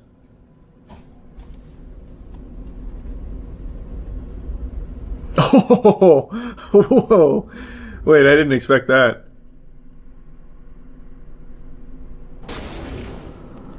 Wait, that can't be what he looks like post-curse, though, right? Because in 2016 and Eternal, you can still catch a glimpse of him through the helmet.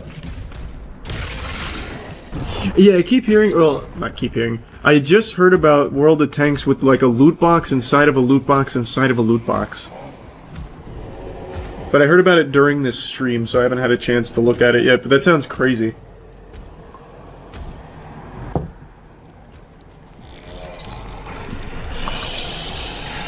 Payment required. Hey! Keep the change, you filthy animal.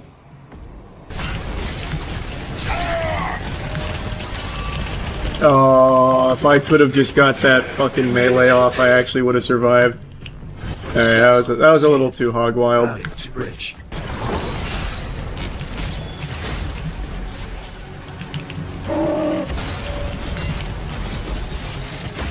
That was so clutch. Yeah, I do that now.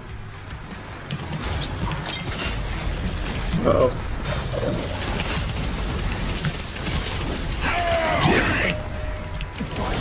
I'm stuck on the wall.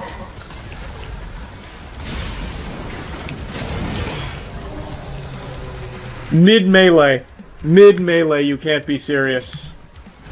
You are not serious. Rally to bridge. She needed that kill.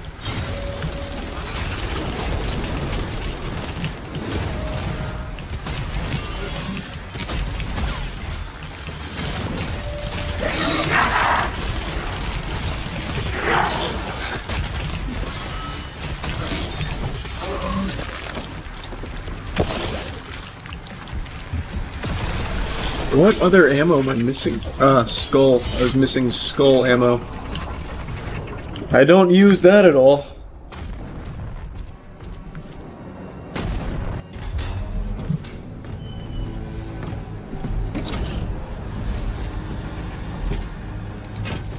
We're turning this bitch around.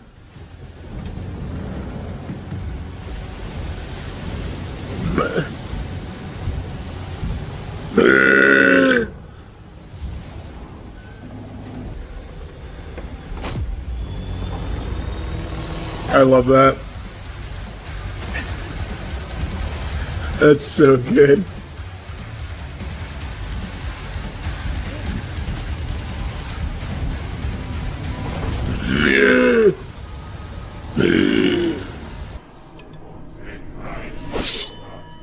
By blood right, we invoke the dark powers to call upon the damned.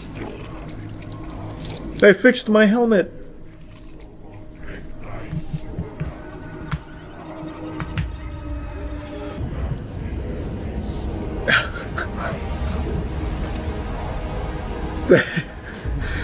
That's amazing.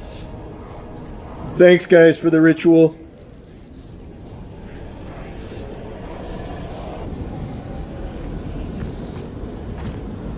God, imagine he just drops a thanks.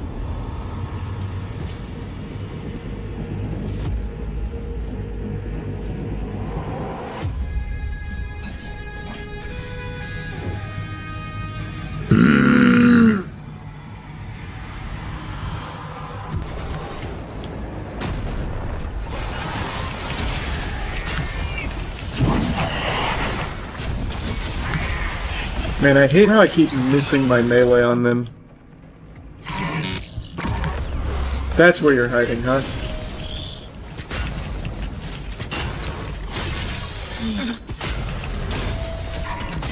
Oh, that's cringe.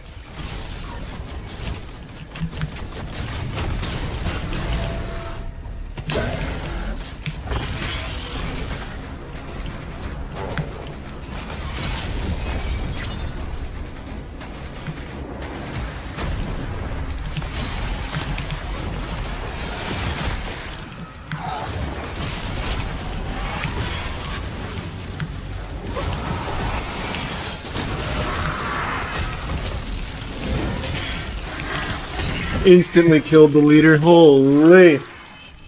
I love the auto turret, man. I think that shit just goes crazy.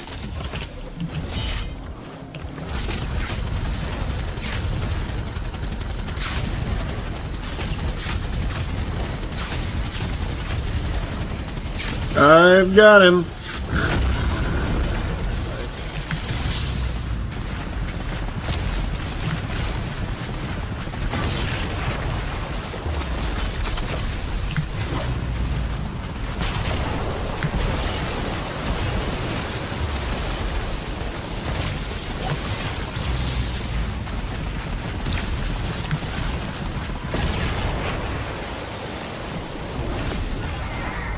How many more?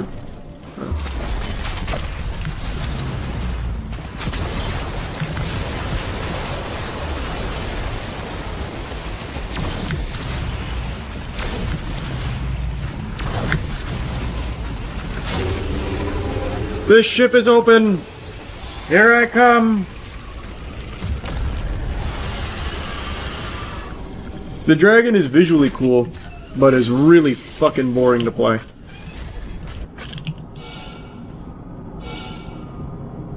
Prince Ezric, please, help me. I could still be of service. You dirty bastard, I know what you've done. You make me sick.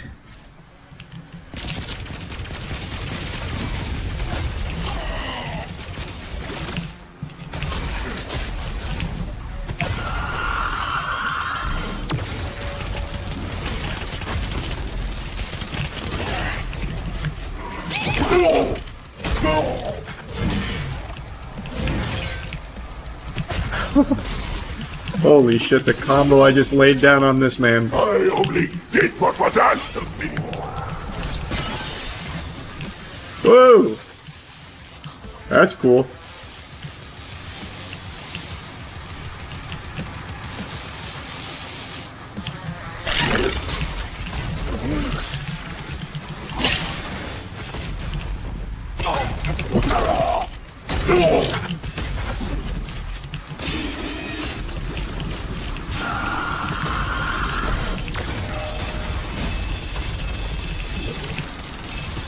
Oh, you got so fucking lucky.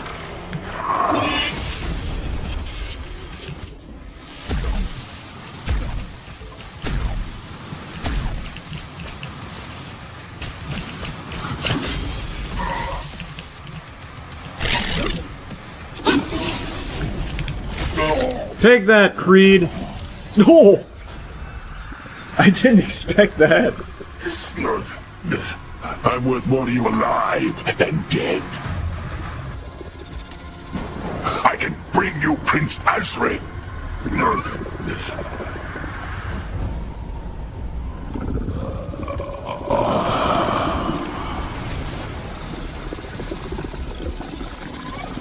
Oh, now he's serious. Phase 2.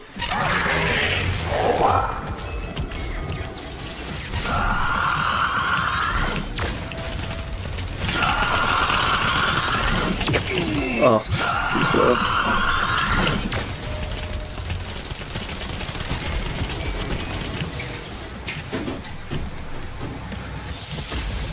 Can I break that or no? I don't think I can. Okay, I just have to wait.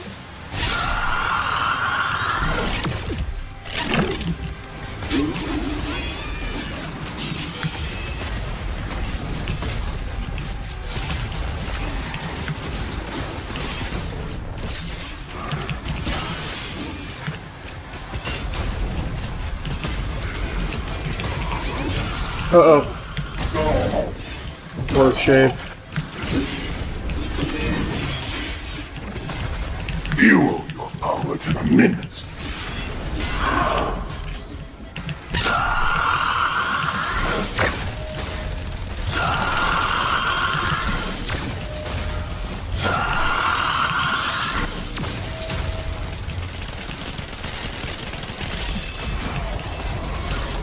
Really?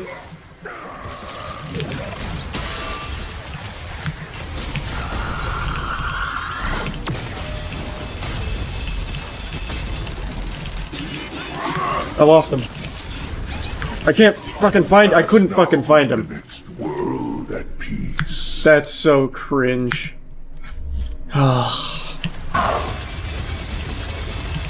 Almost there.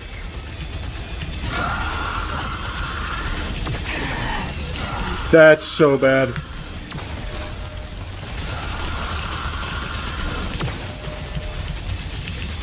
Caught me sleeping.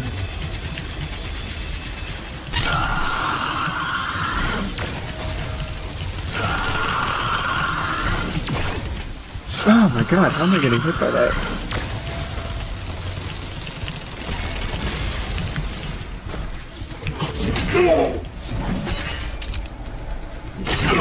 A close call.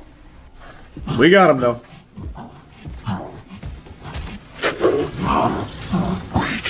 Wait.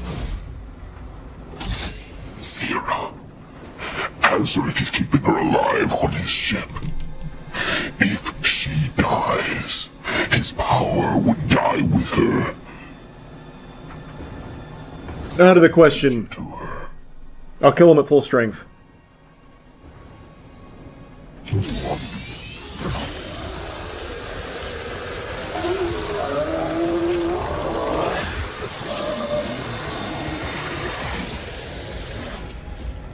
Good shit. Kind of illuminate.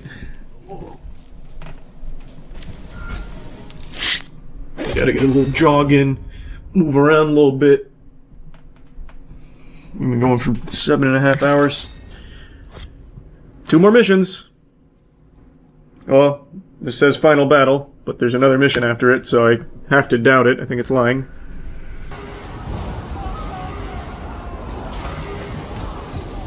Oh, it's about to be the tag team. Let's go, Novik.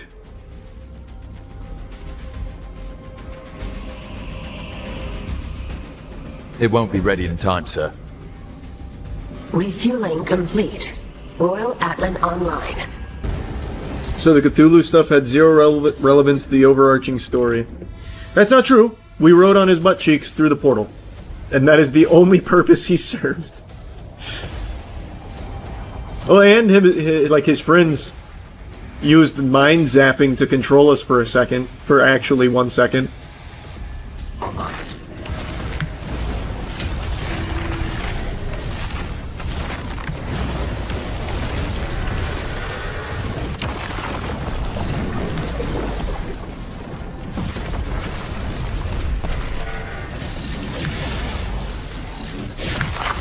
Oh, unlucky.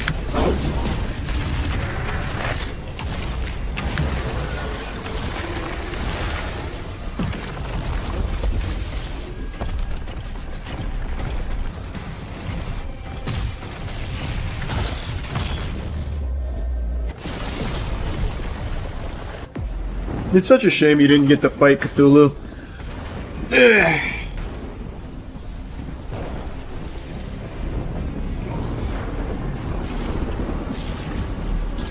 How would you rank the 3 Doom games? For this trilogy, Doom Eternal, Doom 2016, and this.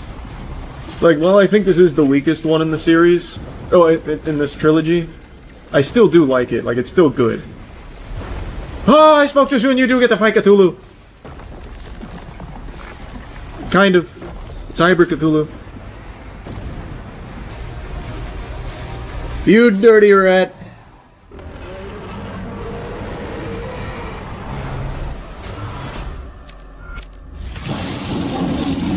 Old one.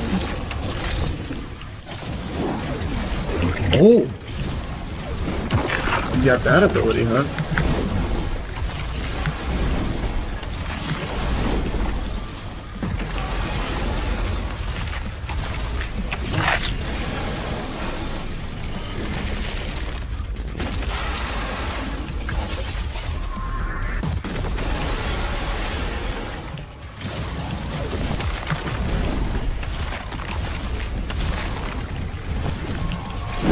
Oh! Thought he projected somewhere.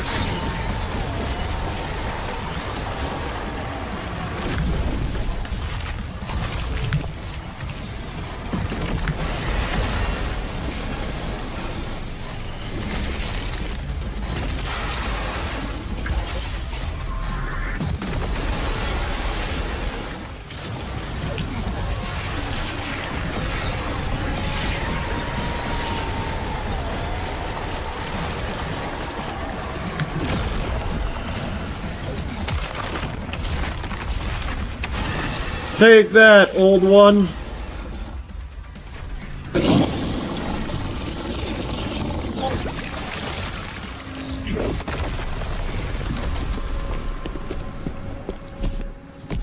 Nice. Easy enough.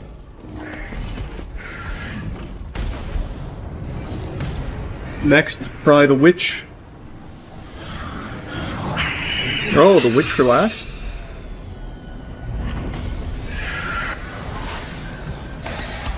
I'm even more dangerous outside of the mech. The mech is a crutch.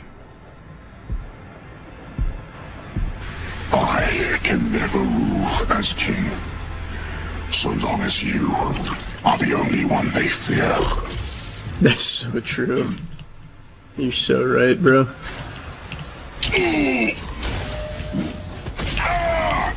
Oh. Oh my god, he's hitting quick.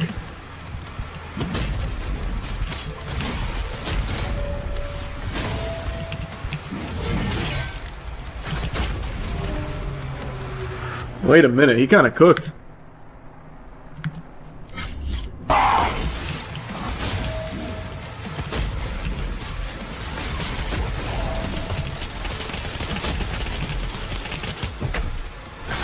He's still no match for the auto turret.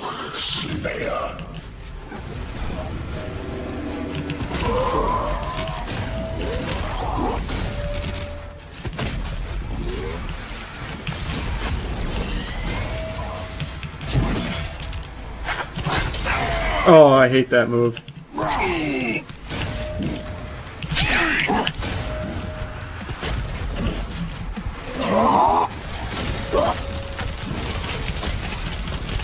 The auto turret actually just fucks him. Immediately fucks him. He should really stop using projectiles.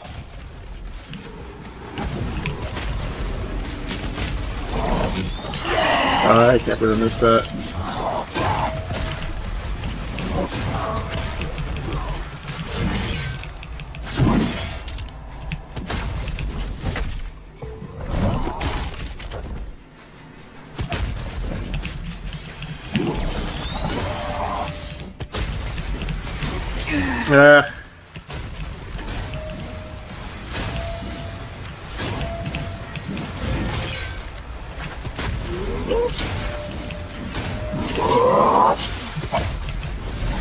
Nice, great fight, brother. I'm assuming phase 2?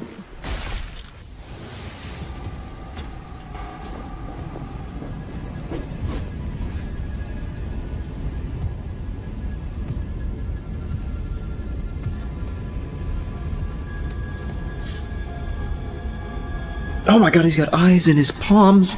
Oh! Jinkies!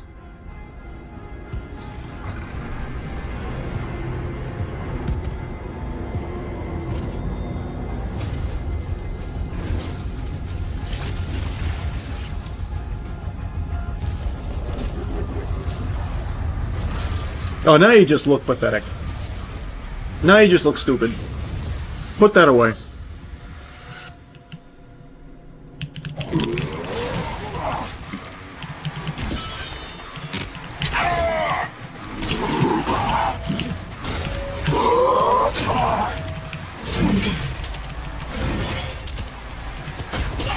Ugh.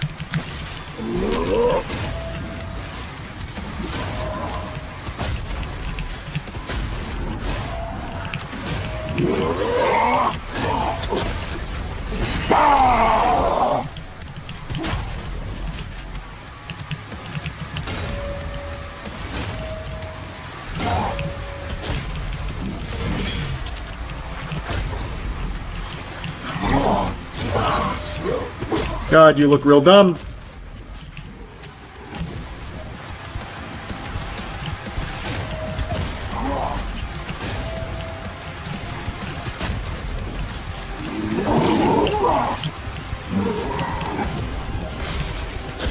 No! I didn't bust the... I didn't break the thing in front of him. I thought I would. Ugh.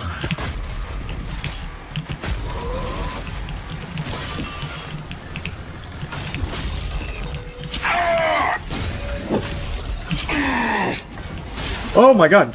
What is going on? What am I doing?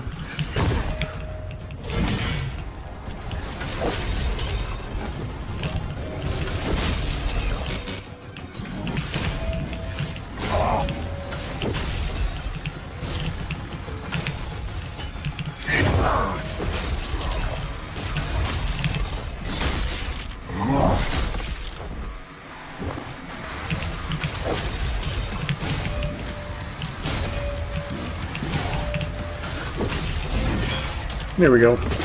That's better.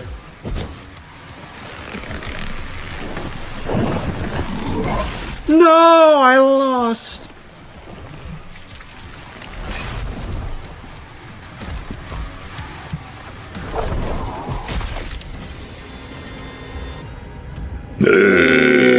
Phase 3. Oh, Witch probably betrays him. No, it's my dragon!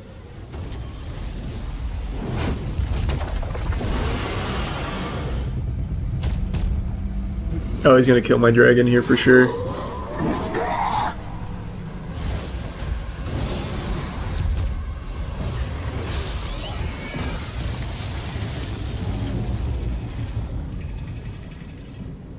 You could have just kept breathing fire, man. You know that? You clearly didn't have a good answer for the fire, and you could have just kept doing that. See, and that's why there's a strong argument for Pokemon trainers. Actual Phase 3. Maybe.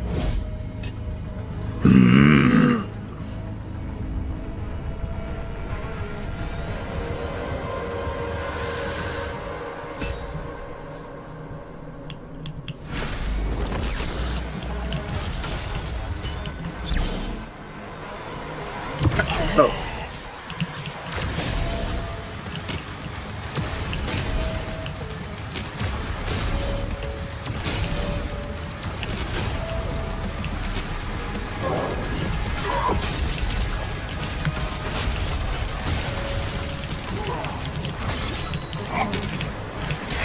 No, it didn't come back in time.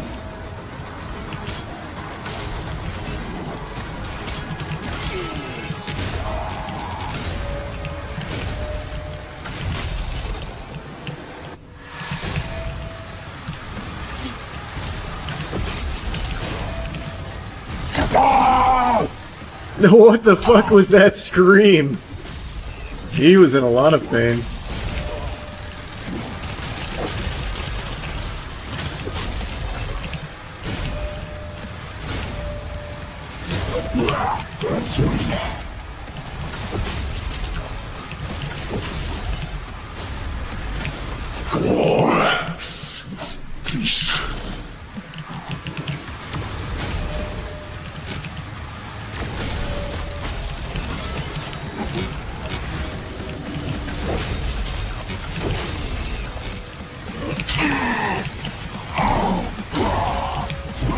Oh no. Scary.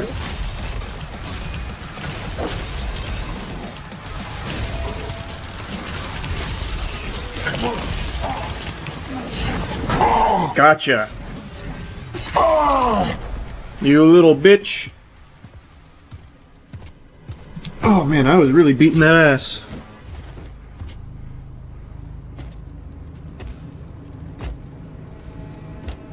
Show him mercy. He knew not what he was doing. If we kill him, we're just like him.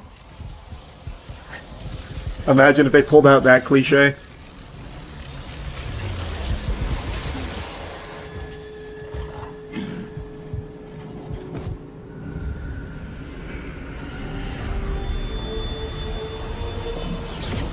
Now there's nothing that separates us from the demons.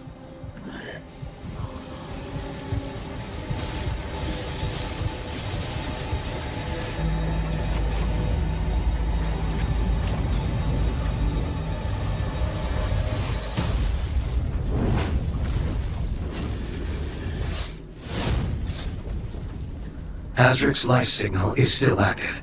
Yeah, no shit. Transmitting now from the Hell Dimension.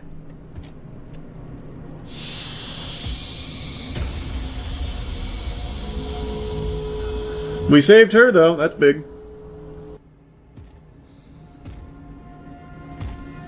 Wow, you never really see the Doomslayer care about something or someone. Are you alright? Better than alright. Look how strong she is now. I am.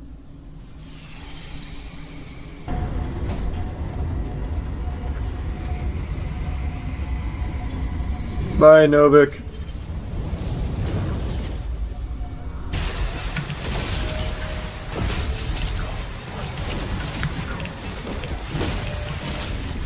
No, I didn't mean to dash. Scary. Holy shit. What? What? Where is it? Oh, God, there it is.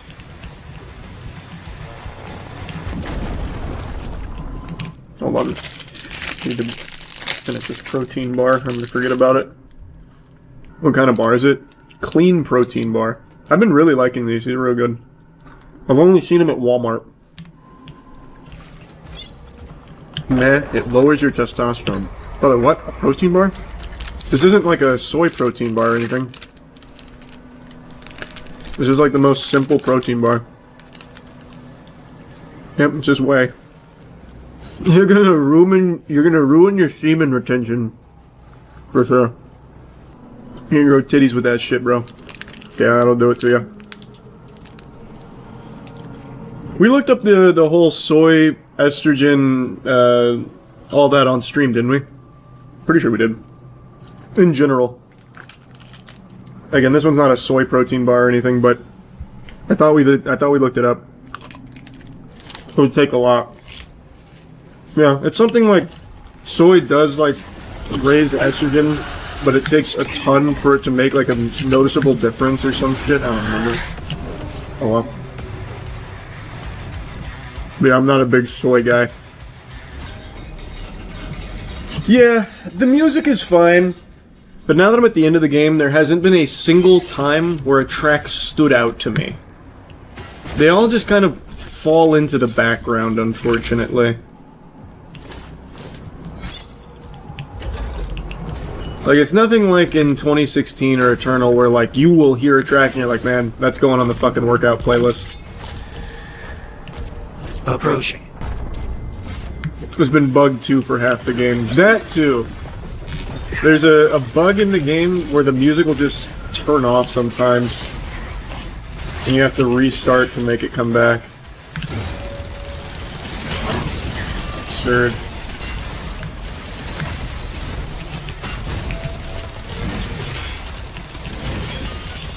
Oh my god, that's so sad that my melee hit that guy. What the fuck?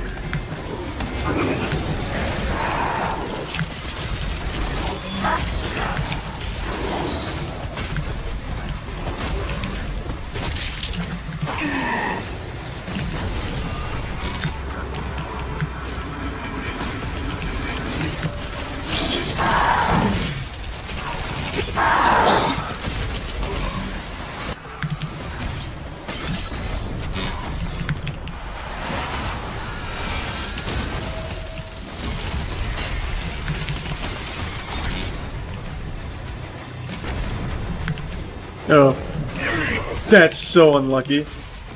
He got that off right before I hit the ground.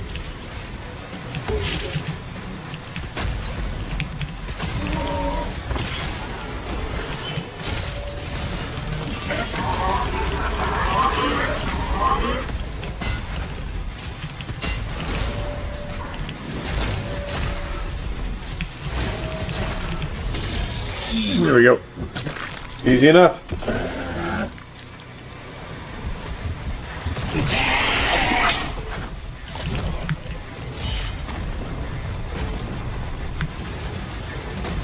Wait, there's another one?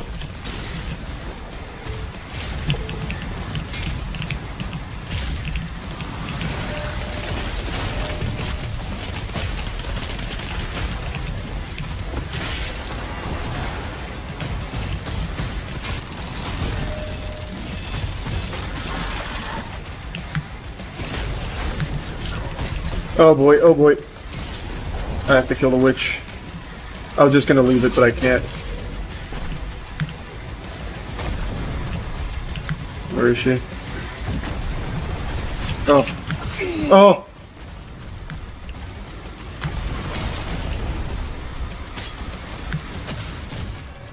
Brother, come on, man. Oh my god! Thank you.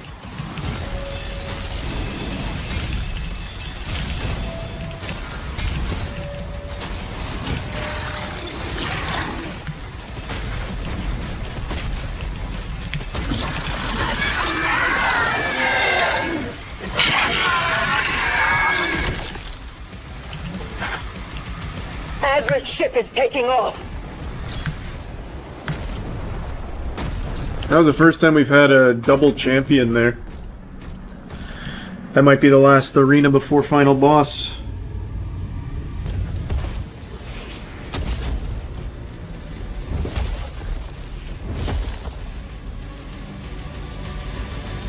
He's got to be so mad.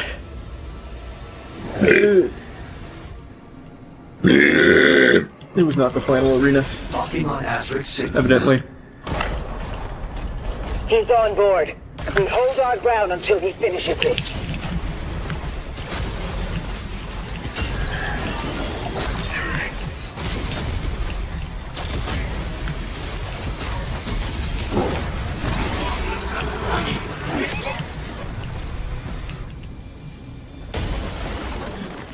him. Avenge your god. Witch time. Oh, it's a double fight. That's new.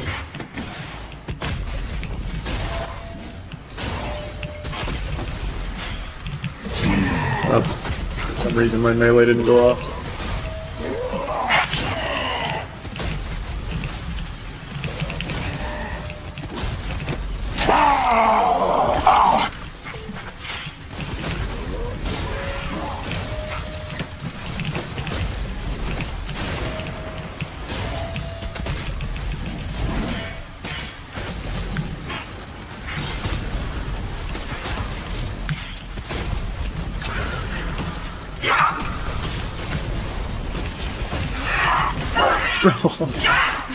She's gotta be tired of that.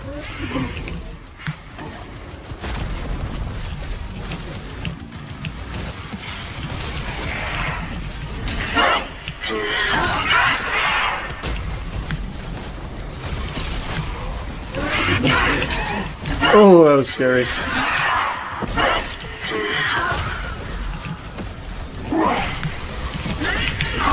There we go. Take that! Oh, that was like a hard, like, record stop. Horde. Kill me, and this war will never end.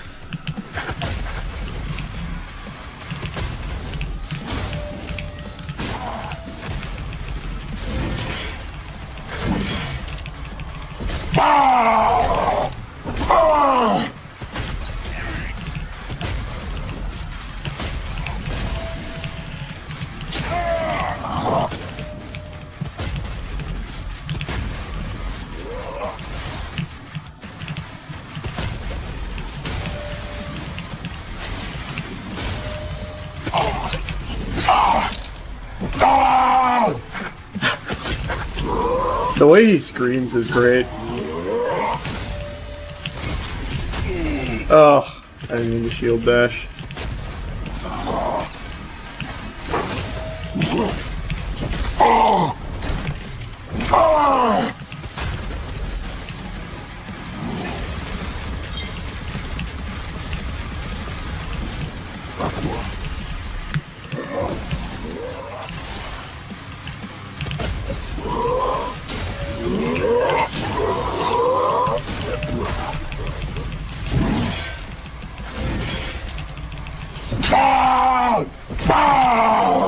Almost there.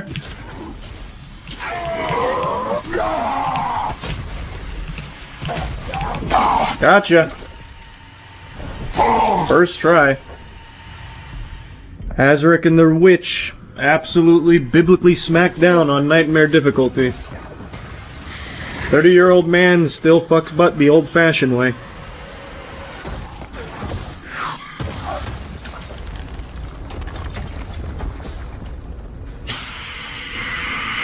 Oh my god, it's a Cthulhu thing!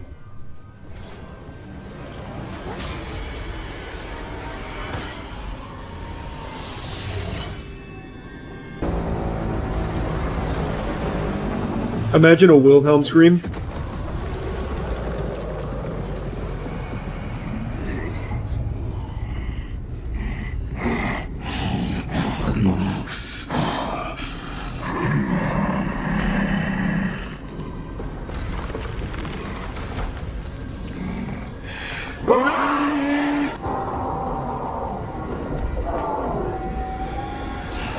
Hey, I shot you earlier. I blew that man's head off.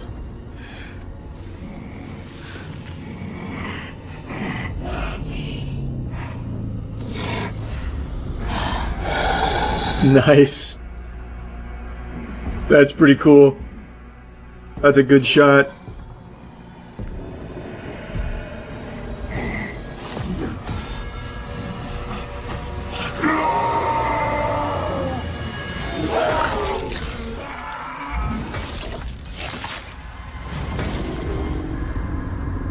We did it! Now we've ensured the cycle of hell invading and hurting us will continue forever! But on the flip side, that means we get to rip and tear forever, too.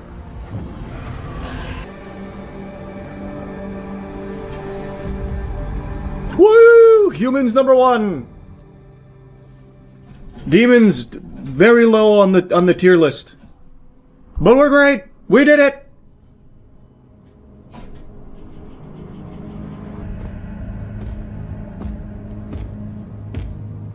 Any word? No one has seen him since the assault. We are much better off with him on his own.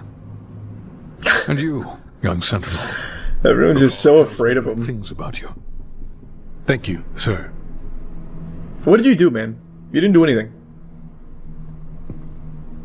The Maker's Church has disavowed all actions taken by the Creed.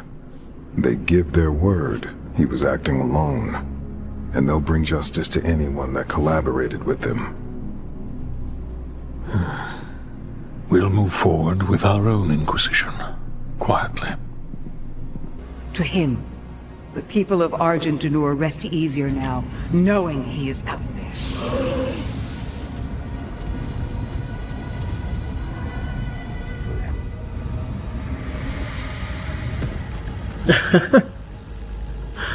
Now he just lives down here just killing endlessly.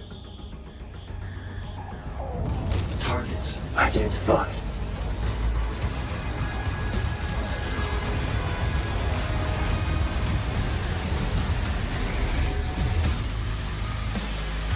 Nice.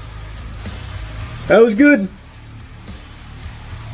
It was about 11 hours-ish? An 11-hour campaign, roughly. How was it? The game was good. This is what I said earlier, and I feel like a lot of people will probably feel the same way. If this game came out and we never got 2016 or Eternal, I think people would really, really, really love it. Like no matter what. Because it is a good game. But it's not as good as 2016 and Eternal, so it is kind of a step back in that regard. At least for my tastes, it is. Like the parrying and the melee, like it's cool in the beginning, but it's just kind of much slower than all the mechanics for 2016 and Eternal. And like the weapons, you don't need to change weapons ever. I did most of the game with just ball and chain and super shoddy. You never need to like juggle weapons or change weapons for a fight or anything. It's pretty straightforward. Also, the mech and dragon levels, no matter how, like, even if this is your favorite Doom game, which I think a lot of people it might be, if you don't like the very fast-paced action of, like, 2016 and Eternal, I feel like no matter what, you will not like the mech and dragon sections past the initial hype of it. Because they are boring. Like, the mechanics for the mech and the dragon are rough. You did seem like you were enjoying it more at 200% speed before all the crashing. Yes, that's another thing. I do think this game is played optimally at 200% speed, or 150% speed, whatever it was. I forgot the cap. Voice crack. Forgot the cap. That felt nice. That made it a lot more exciting. Would you say the final boss and story of this is better than Eternal at least? Yes. This game, I think, is much better than 2016 and Eternal in the story department. Like, the cutscenes are great, and the bosses were more fun. I actually liked the bosses in this far more than Eternal. 100%, yeah. Music, it's a step down. I think everyone knew that was going to be the case. The music is not memorable, but it's fine. Like, it's decent. Like, it's not bad. No, the guns are great. Like, I think the guns are super cool. They did an amazing job with the guns. It's just the gameplay doesn't necessitate you using them. You can just pick one gun and stay with it for the whole playthrough and you are totally fine.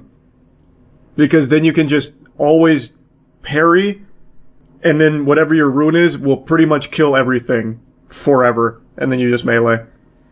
So you don't even really need to do much with your guns.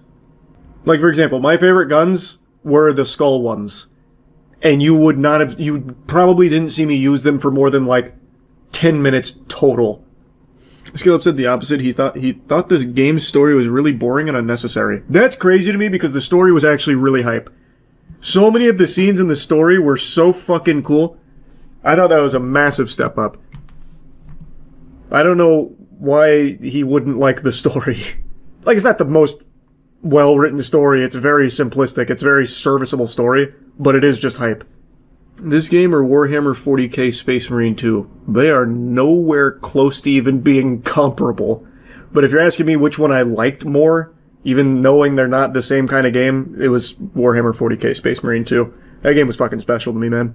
That meant something to me, man. I'll tell you that much. But, like, I enjoyed this. I did enjoy this. I mean, I just pumped a 9-hour stream into this shit. Of course I liked it. I just didn't like it as much as the previous 2 Doom games is all. And that happens. There's nothing wrong with that. It happens. Oh yeah, the crash is inexcusable. That's just fucking terrible. Yeah, that made it miserable. We have got to iron out these launches. 100%, yeah. Do you have fun is the real question. If the answer is yes, then it's worth it. Absolutely. And I did have fun. I did have a very good time, actually. Is it the result of Doom community being 50-50 on Eternal? No, it's the result of them always trying something different. Like, Doom 2016 and Doom Eternal are 2 very, very different games. And now, Doom 2016, Eternal, and Doom Dark Ages, this is very different from the previous 2. They really like to mix it up. And I appreciate that. This one just wasn't exactly for my tastes. Was the super shotgun good? It's my favorite Doom gun, so I need to ensure they didn't butcher my boy. Strongest weapon in the game. Really, it felt like the strongest it's ever been in this game. Was it worth the double purchase? No, not really. Like, it's a good game, but spending a collective $100 or $200 on it because I had to buy it twice? No. But I did really like it. I don't think any game's worth spending fucking $200 on. Why didn't you do this with Dragon's Dogma 2? That game I literally couldn't get to start. This one would just have crashing every 10 minutes. So I knew I could get this to eventually work. Dragon's Dogma 2 literally would not even start for me. That one just felt very different. I spent 2 hours literally not even seeing a second of the game. Your final rating for Doom Dark Ages? I'd comfortably give it like I'd give it like an 8. It's a good game. It's a very good game. Just the weakest of the 3 is all. It's been a little too long since I took a peek at the latest and greatest Whatnot crash outs. They always tickle me, but I've just been absent, and today I've had the itch, so I went to see what's been going on with Whatnot sellers crashing out. Okay. Back bottom right. Okay.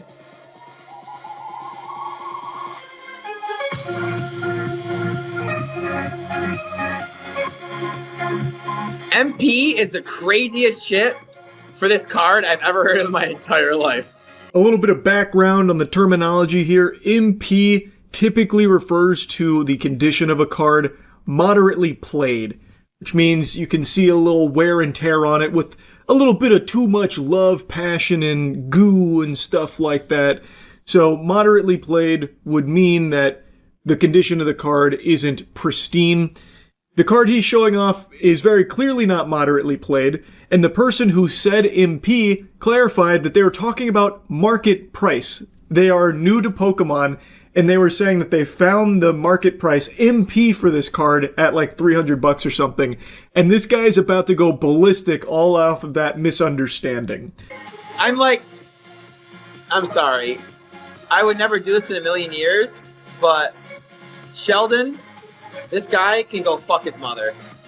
Get the fuck out of here. I just want to let you know that that's the first guy since I've been streaming under this guy that I've ever kicked out of the stream. You can actually hear the steam coming out of his ears. He is overflowing with rage. I don't even know what there is to get that angry about. Even if the guy was saying it looks moderately played, just be like, Buster, I disagree. Like, it's not even that big of a deal. It's not like it was blasphemous or, like, sinful or anything. But he gets so upset that he starts fumbling basic words. So he's like, I would never do this in a million years, but Sheldon, go fuck your mother. Also, this is the first guy that I'm kicking out since I've been streaming on this guy. He is seeing red and now fumbling words. So now he's saying he's streaming on this guy or whatever when he's trying to say, like, since I've been, fucking hawking shit on Whatnot, this is the first person I'm terminating, banishing into the Shadow Realm. I've never kicked anybody out of any stream I've ever done in my entire life. But to call this card MP, your mother can go fucking sit and spin on it and literally go never buy you sprinkles on your ice cream in your entire life. Sheldon, I love you, but like, go fuck that man. The fuck is this, MP? Your fucking mother wishes she was MP and where she put it in her. What the fuck? This dude is very weirdly stun-locked on his mother. He's got a real mama thing going on here. Sheldon, it's your mother. Go fuck your mother. I hope she never buys you sprinkles for your ice cream again. Your mother wishes it was MP when it went inside of her talking about penis. Wiener, that's right. She can sit and spin on it, Sheldon. You know I love you though, but it's your fucking mother and she got her titties out and how about that for MP? Get out of here, I'm kicking you. Like what the hell is going on? This guy's got like more aggression over this than fucking Kratos did. Like this guy's going berserk over nothing. All because he's misunderstanding what the guy said in the first place. He was talking about market price, and he's interpreting it as him talking about the condition of the card. But even still, what an extreme blow up over absolutely nothing, even if it was him saying moderately played. It's crazy. The only thing that would be worth this kind of crash out is if someone smells like absolute shit because they don't take care of their hygiene. And the best way of fixing that is using the right soap. And the only correct decision when it comes to soap is Cheeky. And we've got my newest scent here, which is Licensed to Clean. This is the one that I personally worked on to make as like my optimal scent, so that's available now. Use cheeky.com. You can click the link in the description for 10% off. Best soap in the universe. We can't keep it over 20. Bree's gonna go the fuck home. Okay? That's where I'm at with it right now. No more further explanation needed. 3, 2, 1. If we can't make it over 20 for the fucking bags in play right now, I am going to go home. And we can try this shit again next week. These are Disney bags, by the way. Cruella out here with a real fucking attitude because the price wasn't where she wanted it to be. People weren't going over $20 for this assortment of Disney merchandise. This one I just found to be really wacky because it's fucking Disney merch. Like, you would kind of expect the vendor for, like, Disney to be somewhat jolly, right? But meanwhile, you come in here and it's like, fuck you guys. You guys can all go suck a fart out of my butt. I hate you guys. Also, your mother can sit and spin on it. If this doesn't go over 20, I'm just not coming back till next week and we'll try it again. And if it happens again, well, then I'm going to come to your house and hit you with a hammer. It's what it is. Can we get this fucking Disney bag auction over 20 where it rightfully deserves to be? Or do you want to have your legs broken? The choice is yours. Up to you. The prism of this card last sold for $4,000. We're at $700, guys. 700! No shot, bro. Literally. 2, 1.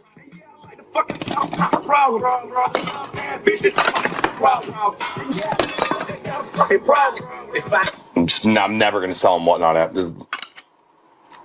Never gonna sell him whatnot. Card's fine. It's a plate. It's a fucking plate, bro. Relax. It's a plate. It's a plate, bro. You're good. Literally $4,000 cards to $700, bro. Okay, bro. I love the way this guy screams. It's very nostalgic sounding. It reminds me of like old Xbox Live when you kill someone with Commando Pro in Modern Warfare 2. Like, it actually sounds exactly what that sounded like over the mic. And this guy, he has a big temper tantrum because this card just went for less than he thought it should, so now he freaks out and starts throwing the card and busting his little setup there. In this slap. You ain't getting no 10 now. You're getting a damage raw card. You're getting a damage raw card. This guy's become notorious for these kind of crash outs, so that was just another example there where he had busted one out of the slab, crumpled it up, and then said that you're getting a raw card instead. I can't find the full context around that clip there, but I would imagine it's the same song and dance that I've seen for thousands of other whatnot crash outs where the auction doesn't really go the way they want it to, so it ends up going for less than they want. And in a lot of cases, what they end up doing is just blatantly scamming and like canceling the whole thing and whatever. But in some other cases, I've seen them have like a crash out moment and then do something really childish like that. Like, fuck you. Yeah, you'll get this instead. It's a poop cake. You'll get this mud and this crud. I destroyed your card. That's what you'll get. That kind of thing. So this guy got pretty big from this. Like the clips went viral with people making fun of him. So he actually responded to it. And in this video here from Sports Card Dad, he goes over the response. It is an interesting one because basically what he's saying is that he's playing a character. It's all for entertainment. It's actually acting. He responds by saying, after being dragged through the mud for the last few days, all I can say at this point is I'm sorry to anyone viewing these posts and seeing this unfold. For these accounts to pull my crash outs out of context is honestly just unfortunate. The things I do on stream for comedic and entertainment value are nothing more than that.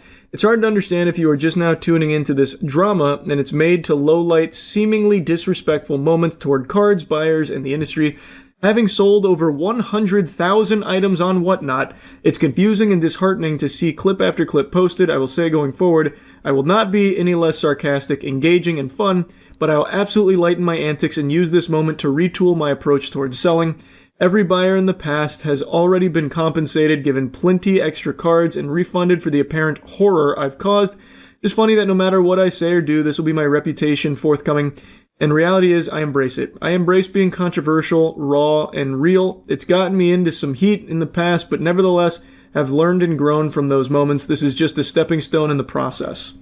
There's a lot to unpack there, because these were people that bought your shit. Like, it's one thing to put on a character of, like, I don't know, I guess Mr. fucking Magoo with the turkey, and you're doing this to all the cards, like, ruining the cards and whatever for yourself for the sake of, like, being the clown. But people that paid for it wanted those things. So even if you do, like, refund them or, like, send them extra cards, it's like, okay, well, you still destroyed the thing I paid for. That kind of sucks.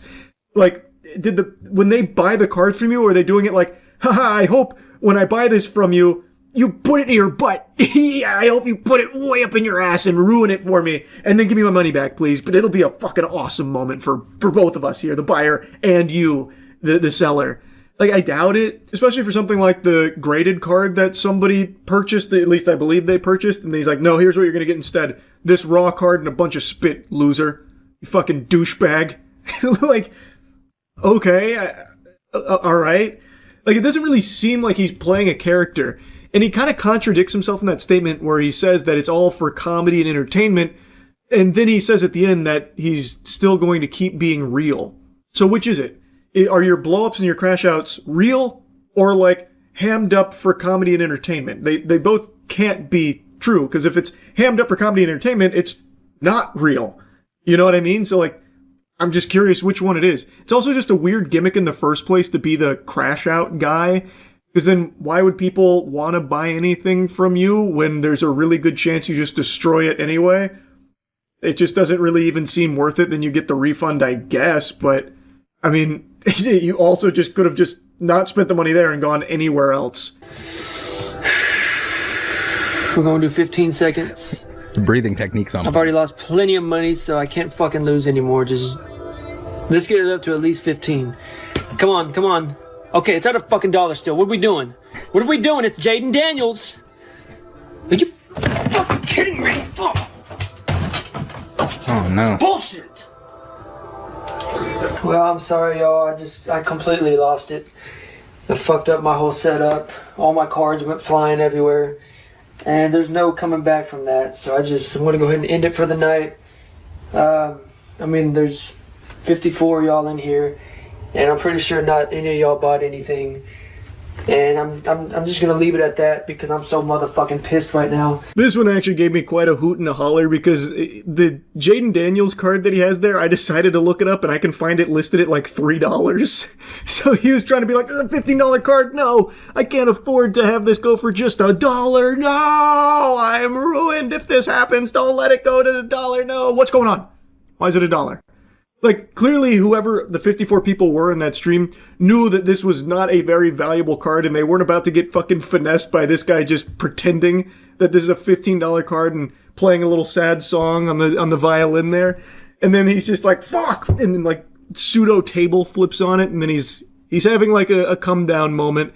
After the T levels spiked, then his cortisol reached up there as well. And after the cortisol spike, he simmered down and he said, you know what? Not a whole lot to do from that point forward, huh? But also, fuck you guys. There's 54 of you in here. You didn't buy anything. You let this Jaden Daniels card only go for $1. I'm done for the night. And there's so many videos just like that. There are so many crash outs on Whatnot. These are just my favorite ones from like the recent batch that I've seen. So I just wanted to share them and get a little giggle going. That's really about it. See ya. What's up, everybody? It's Critical. I'm going to be talking about a very important topic. That is the shitting anomaly that I'm sure many of you have faced before. Basically, to sum it up, it's when you take a small shit, but then you sit there wiping your asshole for 3 hours because there's more shit on your asshole than there is in the toilet. And there's just no reason for that to happen. This is a very important discussion that I think needed to be addressed during the presidential campaigns last year, but it wasn't, so since they neglected to talk about it, I'll go ahead and talk about it. Now, before I go into detail about the shitting phenomenon, you need to understand what shit is and the different types of shit. And also, before I do that, what you're seeing in the background is just me getting my ass kicked in one of my favorite 360 games, Earth Defense Force 2017. Alright. Now, for those of you that have never taken a shit before, I created a little animation to help show the process and what occurs. Now, these are your ass cheeks. Everybody has them. Your asshole is located in between the ass cheeks in an area known as the ass crack. Now, I'm going to briefly explain how shitting works. Your rectum temporarily stores shit your body doesn't need. When it fills up, pressure builds up and the pressure opens the walls on your anal canal, which allows shit to enter. Then your rectum shrinks and peristaltic waves force shit out of your rectum. Then your anal sphincters and your pubor rectalis muscles lift up your asshole and allow shit to be blasted out of your anus. Now, this is all demonstrated in the animation, and I know the animation isn't the best. The ass cheeks look like marshmallows and the shit looks like brown Windows logos, but it still shows the process fairly well for those of you that have never taken a shit.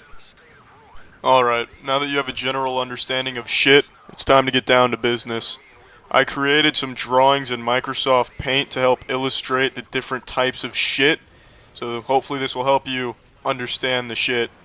The first is the double agent. This is the shit you thought was a fart, but when you decided to go for it, you let out a colossal shit that rattled the earth. Next, the solipsistic shit. The solip shit is the shit you know you've taken, but when you check the bowl, there's nothing in there. This actually has a logical explanation. 9 times out of 10 when this occurs, the shit you took was so powerful and so heavy that you basically dropped an anchor in the bitch, and the shit sunk to the bottom of the toilet halfway down the drain and you just didn't see it. There's the harbinger of terror. This is the shit that you have to hold in for whatever reason, but you can fucking feel it get more powerful by the second as it builds up and waits for its moment to strike, and you know any moment could be your last. You're searching for an adequate restroom just to wreak havoc. When you finally find it, you release a diarrhea octopus upon the world. The last type of shit is the two-front war.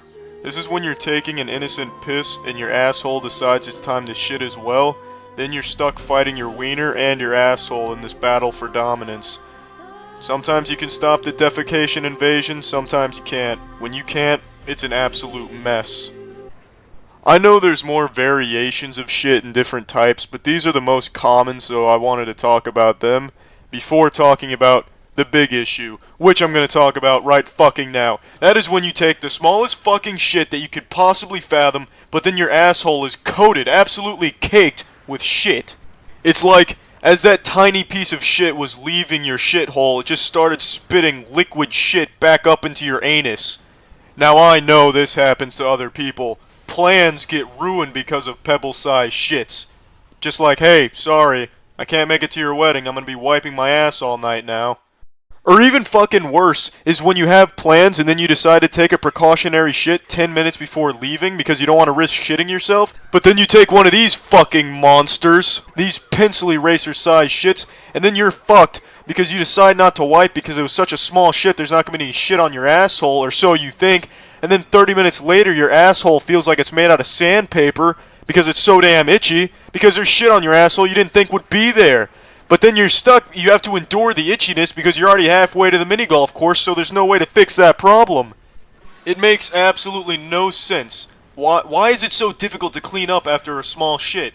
There needs to be scientific studies conducted to explain this bullshit because it makes no sense. Now I know some of you think that those toilets that use a fire hose to clean your ass would solve this problem. But those are expensive, probably still wouldn't work, and really they don't make sense either. Like when a woman accidentally propels milk from her titties, does she run to a sprinkler to clean them off? No, she grabs paper towels. Same concept with a dirty asshole. You use toilet paper. There is no explanation as to why a small shit leads to a massive cleanup, and I believe this is the most prominent mystery in the world. If there's never going to be a solution to this problem, I hope eventually someone will be able to tell us why this is, why a small shit leads to a massive cleanup. Alright, well that's it. See ya. For close to a decade now, I have watched every Amy Schumer movie and every Amy Schumer stand-up special that gets released. Not because I am a fan, in fact, quite the opposite. I don't like Amy Schumer. I do not like green eggs and ham.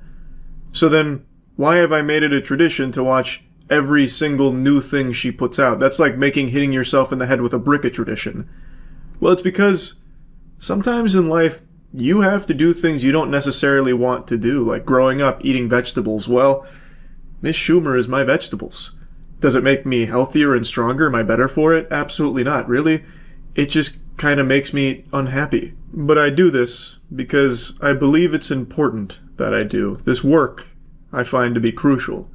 In the words of John F. Kennedy, we choose to go to the moon and do the other things not because they are easy, but because they are hard. And I promise you there's nothing fucking harder than watching an Amy Schumer movie. She just released a new one. It's called Kinda Pregnant. It's on Netflix.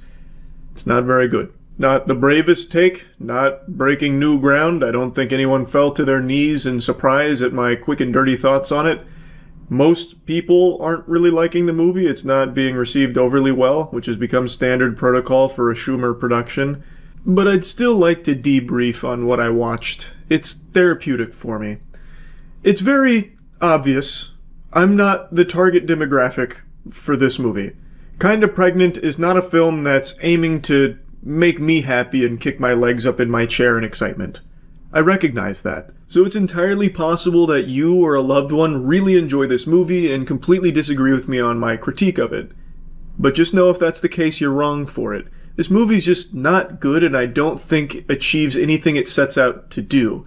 I will say, though, her movies are significantly better than her stand-up. That's always kind of been the case. Not exactly the highest praise, I know that. That's like saying pee is better than piss. Kind of the same thing, but I imagine many of you haven't subjected yourself to the torture of watching a full Amy Schumer comedy set.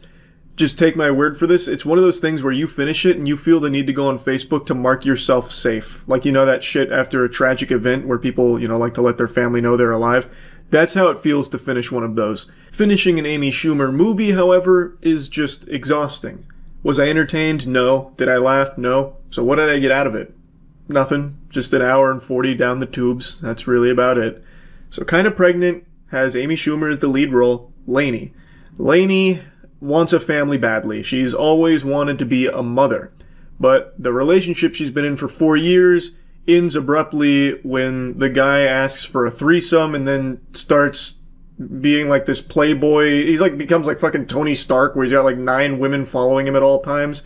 So that falls apart and now she's approaching 40 and well, she doesn't have a husband or anything, but she still wants to be a mom and now her best friend just found out she's pregnant with her husband and it makes Lainey really jealous. She then puts on a fake pregnancy tummy and people assume she's pregnant. She doesn't correct them and then she ends up making friends while still putting on the ruse of being pregnant.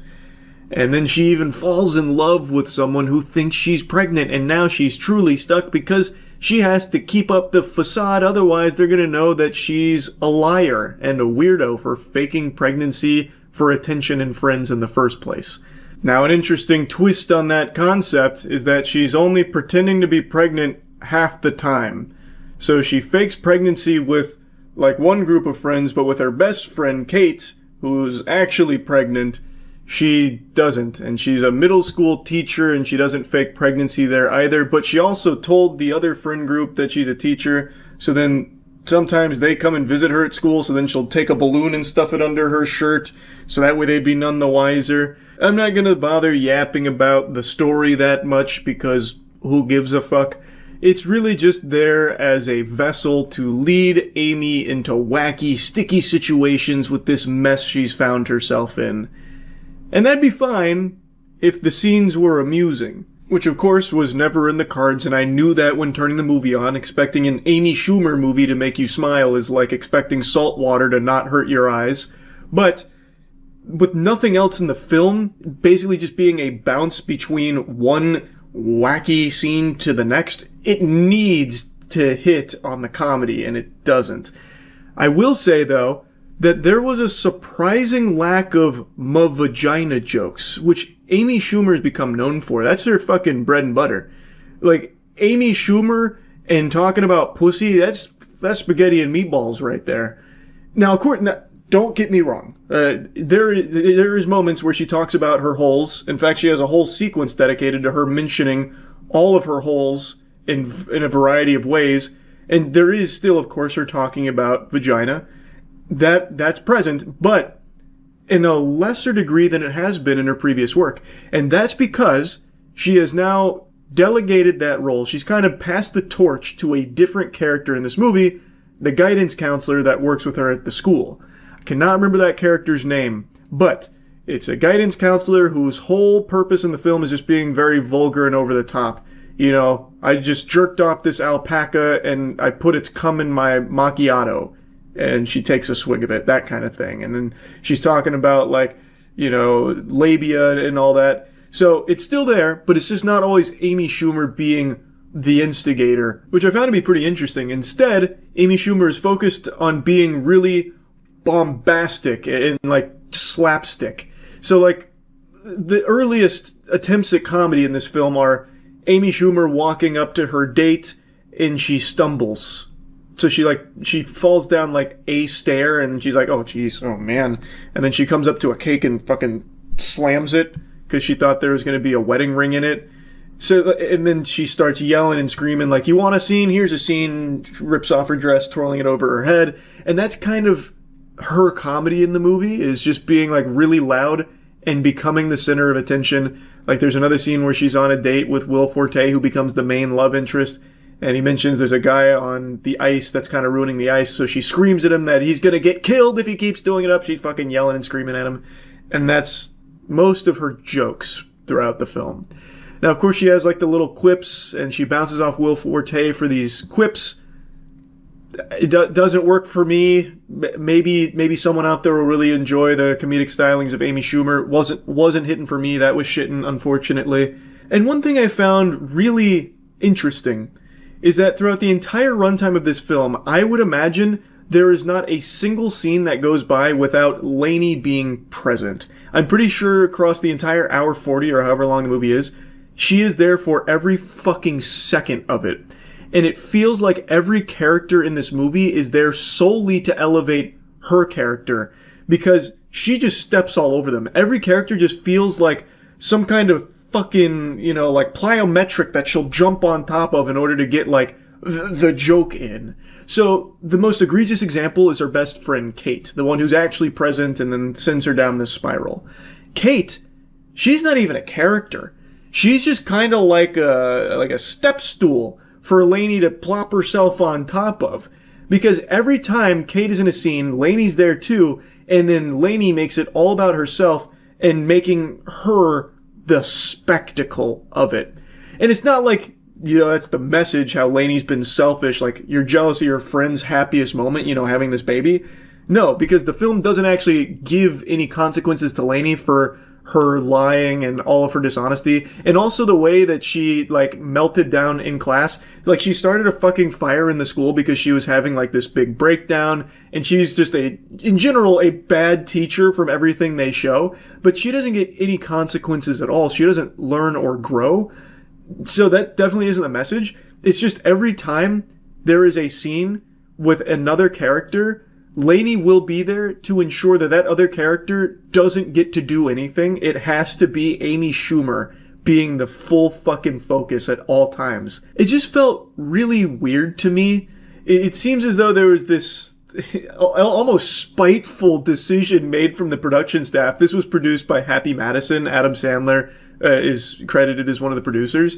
And it almost feels like Adam Sandler was like, okay, so people don't like Amy Schumer? Well, how about a movie where it's Amy Schumer in every fucking scene? You don't like her? Well, you're gonna get her for every goddamn frame of this movie. It's like when, you know, your parents catch you smoking a cigarette and they're really disappointed. It's like, what are you doing?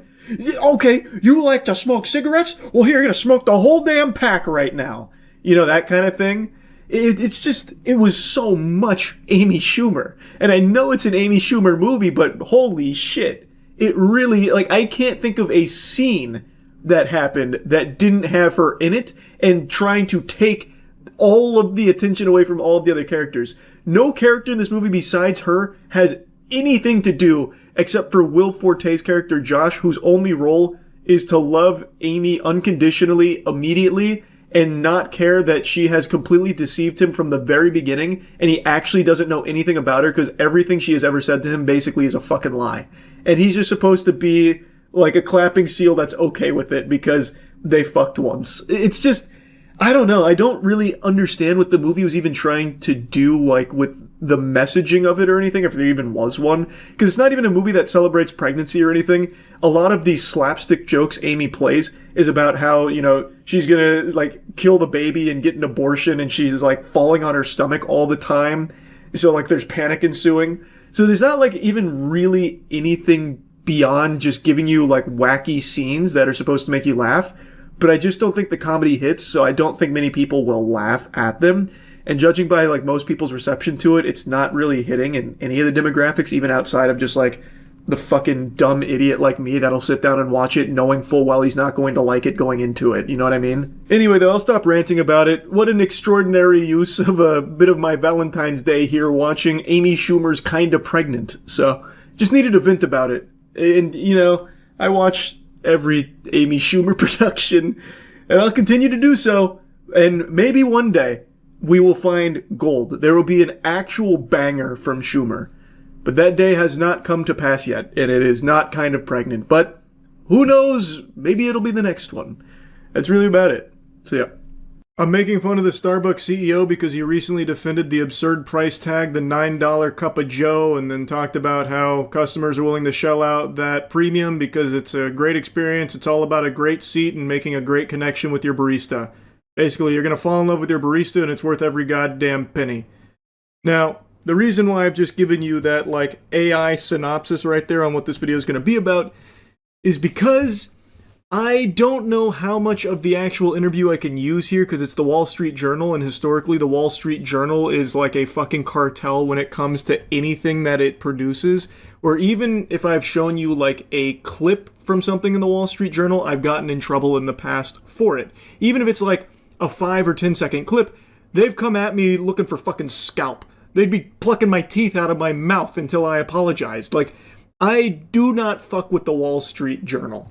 Like, they've done great reporting, I get that, but any time that I've tried to opine on something that's been broken by the Wall Street Journal, I am very prohibited in what I'm allowed to show you, so instead we're going to be looking at, like, a transcript, and maybe I'll jump scare you with, like, split seconds of this CEO talking in the interview and see how that goes. So yesterday, the Starbucks CEO, Brian Buttfuck My Wallet, went on to defend the company's $9 cup of coffee, insisting that the price reflects a premium experience offered to customers.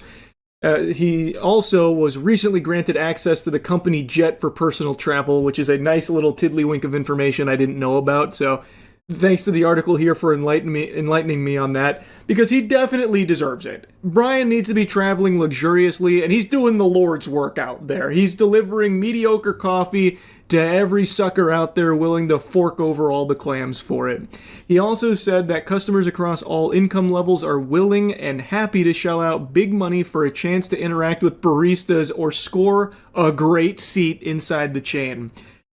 This article is kind of underselling how he portrays that. If I could show you more of the video, I would. But I'm going to drop that little bit and hope that it's okay. I mean, it's going to be less than 3 seconds. I feel like there's no fucking argument Wall Street Journal could make to take down this video, but I guess we'll see. I think it's important you hear it right from his lips.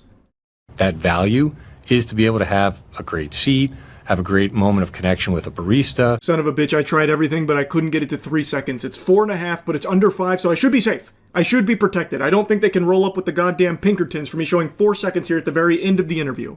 Well, at least of this segment of the interview. So he's talking about the value you get, about the great seat, which I will slam my fist on the desk and shout, objection. What great seat. It's fucking Starbucks. It's like the most sterile, generic environment you can ever find yourself in. You sit down in a swamp-ass throne and you maybe tinker away on your laptop or something while drinking some mid-ass coffee. What great seat are you talking about here, Brian? And I can't make a lot of promises to you about what you'll encounter in your life, but I can make one promise that I know 100% with certainty will never happen, and that's you forming a special connection with your barista over going to Starbucks and getting yourself a coffee. That doesn't happen. I don't know what he's talking about. Do they have like intimacy coordinators on staff at Starbucks where they try and like get the baristas excited to maybe fall in love with a customer or something after serving a pumpkin spice latte? I doubt it. They are workers looking to just do their job and go about their day, not be bothered, not be harassed, and not have this expectation that a customer is going to come in there and form some kind of special connection because the CEO said so. That doesn't happen. It will never happen. I don't know what he's talking about. This guy must have just fucking did some ayahuasca or something. This is some baloney. And also, Brian looks AI generated. I know that is low-hanging fruit as a critique, but literally this guy looks AI generated. He has like that blurry-ass zoom background there, and he himself pops like a Pixar character. This shit doesn't look real. Brian looks like a fake human being. Anyway, out of fear, I'm not going to show you any more from the actual interview, but Brian does go on to drop some premium nuggets. What we're seeing is people, you know, they want to have a special experience, and regardless of what your income level is, in some cases, a $9 experience does feel like you're splurging. And then what that means is we have to make it worthwhile, right? And then in other cases, people believe, well, this is really affordable premium experience, because they're saying like, well, it's less than $10 and I get a really premium experience.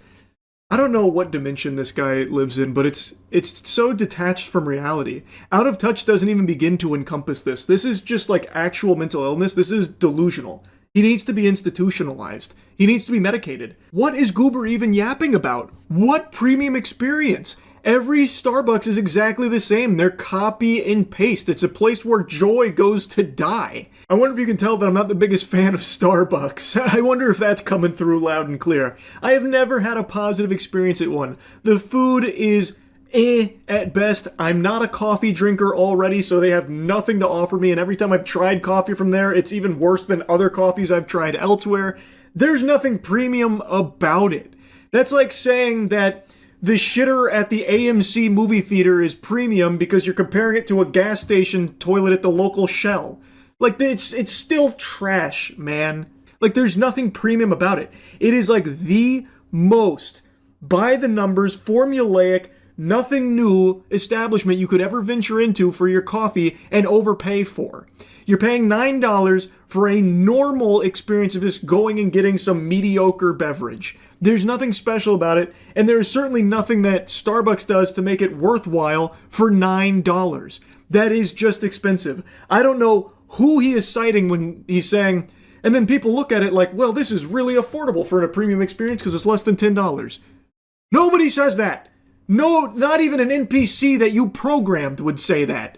Because it's not. There's no premium experience, and there's nothing affordable about it. It's expensive. And also, it speaks volumes that he can't even justify the $9 price tag on the merit of the beverage itself. Instead, he is relying on these ancillary things like, $9 may feel like splurging, but we have to consider the entire experience of going into the Starbucks. That's what's most important, the ambiance. That's what makes it worth it, the premium experience. He can't even just say with his whole chest that our drinks are so good and so high quality that they warrant a $9 price tag. You're paying for the highest quality coffee on the planet. Because that's not what you're paying for. You're just overpaying for mid-shit.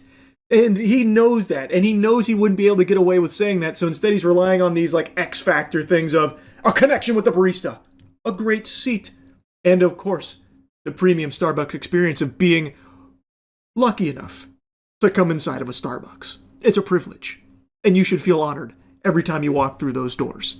That's what warrants the $9 price tag. Not our shit-ass coffee. Anyway, the interview continues. Brian keeps putting his asshole in his mouth. He's talking about how Starbucks is actually doing very well, hasn't been impacted, and then even bragged about how the coffee chain is doing really well with younger generations. Hey Brian, you know what else is doing really well with younger generations? Fucking tongue sahur. Scalping neatos fighting each other over Pokemon cards at Walmart and Target. That statement is a nothing burger to me. In my eyes, it is a full-blown venti vaporwave nothingness. Starbucks hasn't done anything to improve the quality of its products or improve its brand or anything at all, so I don't think it being successful with the younger generations is a testament to it doing things right.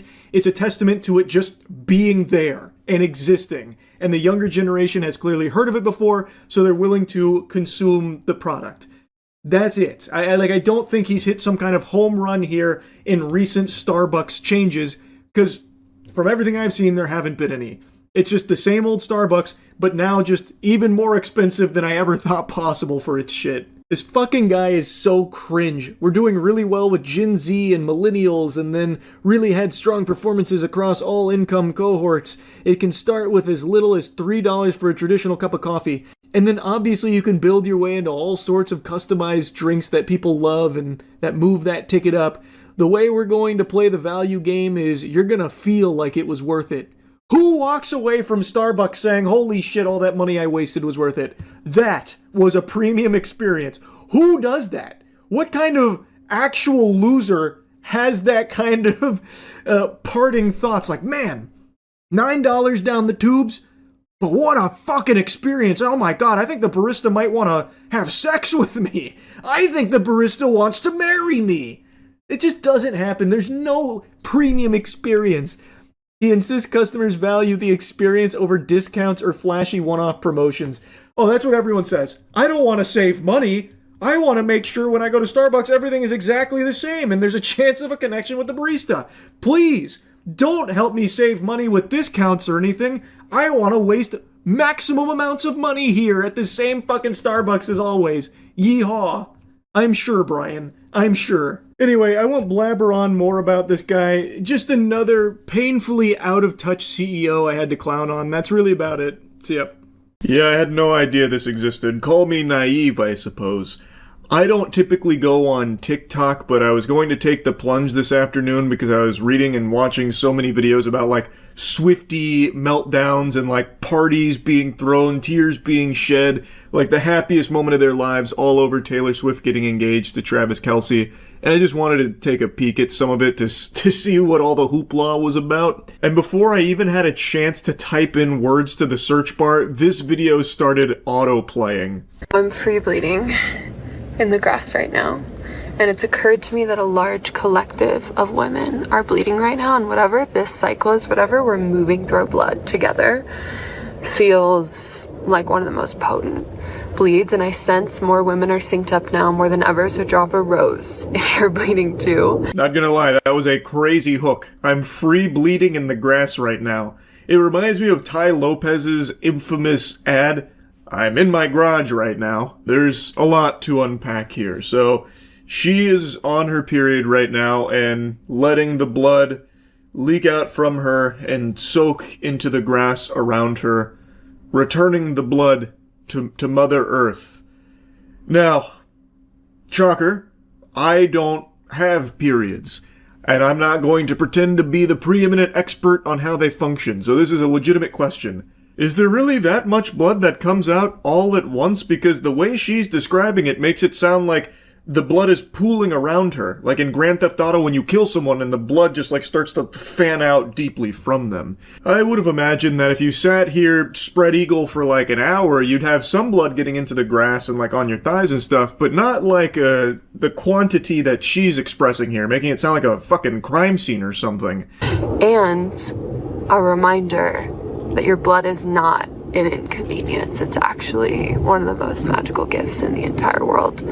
Whatever you experience before your bleed, in luteal, when you feel like you're moving through different emotions, different challenges, gets to come out through your blood. You get to die every month and be reborn through your blood. And the earth takes it, if you give it to her, and alchemizes it. So the sooner that you can give your blood back to the earth, the more alive that you become. This must be a pretty common thought process in the modern day about like how period blood is magical and has like divine properties. You remember a few months ago I was making fun of that goober, that goofball who's like, I actually love to eat pussy that's on its period, or like have sex with girls on their period because it's divinity that I'm touching with my wiener. I get in there and there's like that period blood. Ugh. And then his sidekick loser who's like, yeah, you know, I'd have sex with a girl on her period. You know, if I'm afraid to get my sword a little bloody, then I'm not a good knight. And it's not like exclusive to just those douchebags' perspectives. Apparently, like, it's somewhat of a common thing on TikTok about like period blood being magical with arcane energies. So she is in that camp about like, this is magic, and by free bleeding on the grass, you are quenching the thirst of Mother Earth to make yourself more powerful. Not only that, you get reborn. So every month when your period starts, you die. You flatline. You go straight to Valhalla. But through your period blood, you are born anew. As long as you're bleeding on the grass, I guess. I went to her page, and this is her entire channel. It's so fascinating. You have, I believe, the most powerful and potent thing that you could be doing right now during this eclipse portal, during this last half of 2025, during forever your time on Earth, is to offer your blood back to the Earth. Why? Because your blood has the ability to end war. It has codes and instructions for the Earth to reprogram the collective grid. And I know that sounds powerful, and I know that sounds like a lot, because it is. What kind of fucking anime plotline is that? Your period blood can end wars by feeding it to the Earth? That... who knew the secret was right under our nose the whole time? Now, far be it from me to poke holes in the theory here, but let's go back in time. Let's rewind the clocks. Before tampons existed, periods aren't something that just got, you know, introduced in new patch notes over the last 100 years and came packaged with tampons. There was a time where periods were here with no tampons. That period blood was hitting the soil back then. And there were still a lot of wars back then. I gotta tell ya, I'm not exactly convinced that period blood getting on the grass is enough to stop wars. And what in tarnation is the collective grid? That sounds like a secret society like the Illuminati, the fucking New World Order or something. It sounds like a villainous group out of a James Bond film.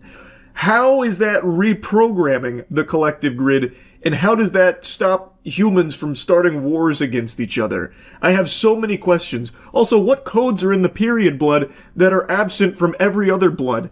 So, like, if I go out right now and I cut my hand, like a ritualistic cut with a ceremonial dagger on my hand, and drip some of that blood on the soil, what codes am I giving it? The Konami code? Like, what am I hitting it with? I don't know how there's a huge distinct difference there. Why does that have different energy and instructions and code? Also, why would the period blood even have instructions for stopping war in the first place? I just don't see how free bleeding on the grass is somehow going to drop a tutorial to the Earth on how to stop wars. Like, I feel like if there is instructions buried deep in the period blood, it probably wouldn't be instructions that pertain to war. It'd probably be about, like, babies or something, would be my guess, if there are instructions in there somewhere that you'd have to, you know, find the WikiHow guide on in the blood. I can't quite understand how she's drawing this connection of, like, dropping your period blood on the Earth to stop wars and trying to preach it like, listen everyone, we need to come together and we need to pool our blood on the grass. It's the only way to stop war. Because you are that powerful. And I know that we've been taught, hide your tampons, inconvenience, PMS. It's all bullshit, okay? It's all bullshit. Your blood is a key, it's a code, it has living, alive instructions to regenerate the planet and to reprogram the entire collective grid from your womb space. And as we all do this collectively together, we reprogram the collective, and what is not in resonance with this vibration, with this new programming, has to fall away. It can't survive. What language is that programming in? Java? C#? Like, how are you deciding what that programming is? How do you have control over that? And also, what won't survive the new programming? Is this like an extinction event or something? Like, I can't wrap my head around it. My third eye is not opening here. She is just spamming buzzwords, vibrations being the classic. Vibrate this, vibrate that, fucking everything is vibrations, which means literally nothing most of the time. And now she's using a new one here, a new buzzword, collective. No explanation, no clue what that's even supposed to mean, but collective! You know, jump scare you with that. We have to fight the collective, reprogram the collective, bleed the collective, free bleed! That kind of thing, I don't know. It just, all of this is just actual mumbo-jumbo nonsense here. And let's just go ahead and suspend disbelief for a moment. Let's say this is all very true, that by by dripping your period blood on the grass, you are reprogramming the collective. Let's assume the collective refers to Earth and everything that inhabits it. How the fuck does every single womb space have the same instructions? Everybody is different. There is no way that her womb space instructions would match those of, you know, Taylor Swift. Like, there's gonna be very different protocol embedded in that period blood they're dripping and feeding to the Earth. Like, maybe hers is trying to teach the Earth and reprogram it to not have wars, but then you'll have a womb space from somewhere else that's like really about war, like we need more battles. So wouldn't these womb spaces conflict in these instructions, overload the collective, and then there's no one's in agreement anymore? Like it falls apart. There's just nothing about this that is even remotely sensible. And that's what makes it so fucking amazing. I have never lost weight so fast in my entire life with this elixir. Now that I have your attention, because we're in a system that preys upon your insecurities as a woman, this is my moon blood. This is my period blood mixed with a shit ton of water. It's not concentrated. And because 14 million people did in fact watch me free bleed on the earth, I thought, why not shock the system? Just a little bit more. Just be like, hi, there's a revolution happening of feminine wisdom, feminine magic, our feminine moon blood that has so much magic. I'm just feeling a little spicy, a little revolutionary, and God forbid a woman doesn't give a fuck. Yeah. Mixing your period blood with some water for the sake of a TikTok video to slam dunk on the haters definitely sounds like something someone would do if they didn't give a fuck about it. Now, if you thought she was going to drink this panacea, you're wrong. I'm pretty sure she's doing this just to get people, like, hooked on it, morbid curiosity. She doesn't actually consume this beverage, at least not on camera. Maybe she does in her, spare time. But for this, she's using it more as, like, a talking tool. I also imagine it's not her blood with water in there. It wouldn't come out this red. This is very clearly some kind of, like, juice that she is pretending is blood with water. You know, how eye-catching. And she's using it to talk about this revolution she's leading about free bleeding on the earth to, like, regenerate and stop war. And this is about the feminine reclamation. This is about feminine freedom. This is about remembrance. So I'm going to take this to my red rose bush outside. And you might be entirely annoyed and pissed off by this. And I might be too if I was stuck in the system. But anyways, I'm going to go offer this to the earth. And she's going to take it and alchemize and transmute whatever I've released through this blood, through this cycle. And then she's going to repattern and upgrade my energetic and physical field. So that's the gift, and that's on being a daughter of the earth. Pissed off or annoyed is definitely not the right way to describe the feelings after watching this. It's more just confused, and it's very laughable. Like, it's more silly than it is infuriating. Also, the way that she presents this here sounds far more selfish.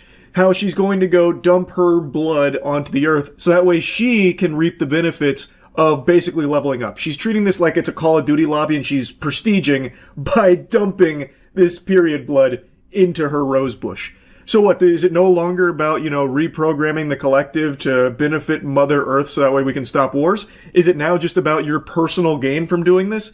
I don't know. That no longer seems like this altruistic act of free bleeding on the grass to improve and regenerate Earth. To me, it just sounds far more sinister. I think she let the mask slip a little too much. You might be feeding her power by free bleeding on the grass, because now she's only talking about what she's gaining from it. She's getting her energetic pattern, reorganized and, reflaffitated. Also, her physical field is being upgraded, so she is now reaching like a cosmic level that she wasn't at previously. She's getting up to like Thanos galactic threat now. It doesn't really seem like it's about improving the Earth anymore. It seems more about what she gets to gain from it. This is my current microdosing routine in under 30 seconds. I microdose with Flodos. They are my favorites. I've been microdosing with Flodos since June. They use a shamanic strain. It's very wise, very loving, very gentle. I typically microdose 100 milligrams or 200 milligrams. 100 milligrams is a really beautiful sweet spot for a starting point. So it's been over a year since I moved to Peru in the Sacred Valley. This is my home. From Los Angeles. I'm working with ayahuasca. Yeah, that sounds about right. That checks out. So she was in LA and then had her spiritual awakening with, some microdosing, which I think, I have a sneaking suspicion may have turned into some megadosing, and then she moved and started with ayahuasca. So a tale as old as time and only being more common these days. Albeit, most people don't usually end up talking about like free bleeding on the grass to save the earth from war and whatever, but even still, very interesting. Wanted to yap about it a bit. That's it. See ya. This is my home. Yet there is a multitude of questions I cannot answer about this vast, mysterious land. There is also many questions I cannot answer about myself. What makes me sentient? 10 times, no, 10,000 times I've pondered this same question, and every single time I'm led to the same conclusion, one single conclusion that is so obvious we need only open our eyes to see the truth. It is this fucking green hippopotamus that has done it all, and I've had more than enough of this shit. You think you can force your solipsism on me, you bastard? No, sir, get over here. Where do you think you're going? Oh, you got some moves, do you? You got some moves? Take this, fucker. How do you like that kick? Yeah, come back here, come back. Oh, big mistake. Sleeper hold! My oh my, it really is a lovely afternoon, don't you think? Oh, you don't think so? You don't think it's lovely out? Fuck you then, I'll stomp on your feet. Get out of here, bitch. You pessimist. You've got a heart in your hand, but none in your chest. Where are you going? Oh shit. Little friendly fire there, you nearly made me kick Commander Ruffles. You will get no mercy from me anymore. My legs are so swift they put Barry Allen to shame. I'll work you like a math problem, bitch. You're just not even putting up a fight right now. What are you doing? Oh, sorry about that, skunk. Pardon me. You did get in the way, though. That's your fault. Ooh, need a little breather here. Laying the wood on this stuffed animal's tiring. Oh, you want a piece of him? Nope. He's mine, bitch. Get the fuck out of here. Yeah, take this. He's all mine. I got him, skunk. Don't even worry about it. Just provide backup. And by backup, I mean touch my ass. Welcome to my house of catches. It's pretty cool, right, skunk? Thought that was pretty awesome, yeah? Yeah, you thought that was pretty cool, didn't you? You know, all else is cool is if I kick your ass, too. That's pretty fucking cool. Come here, where are you going? Oh, I've got you now.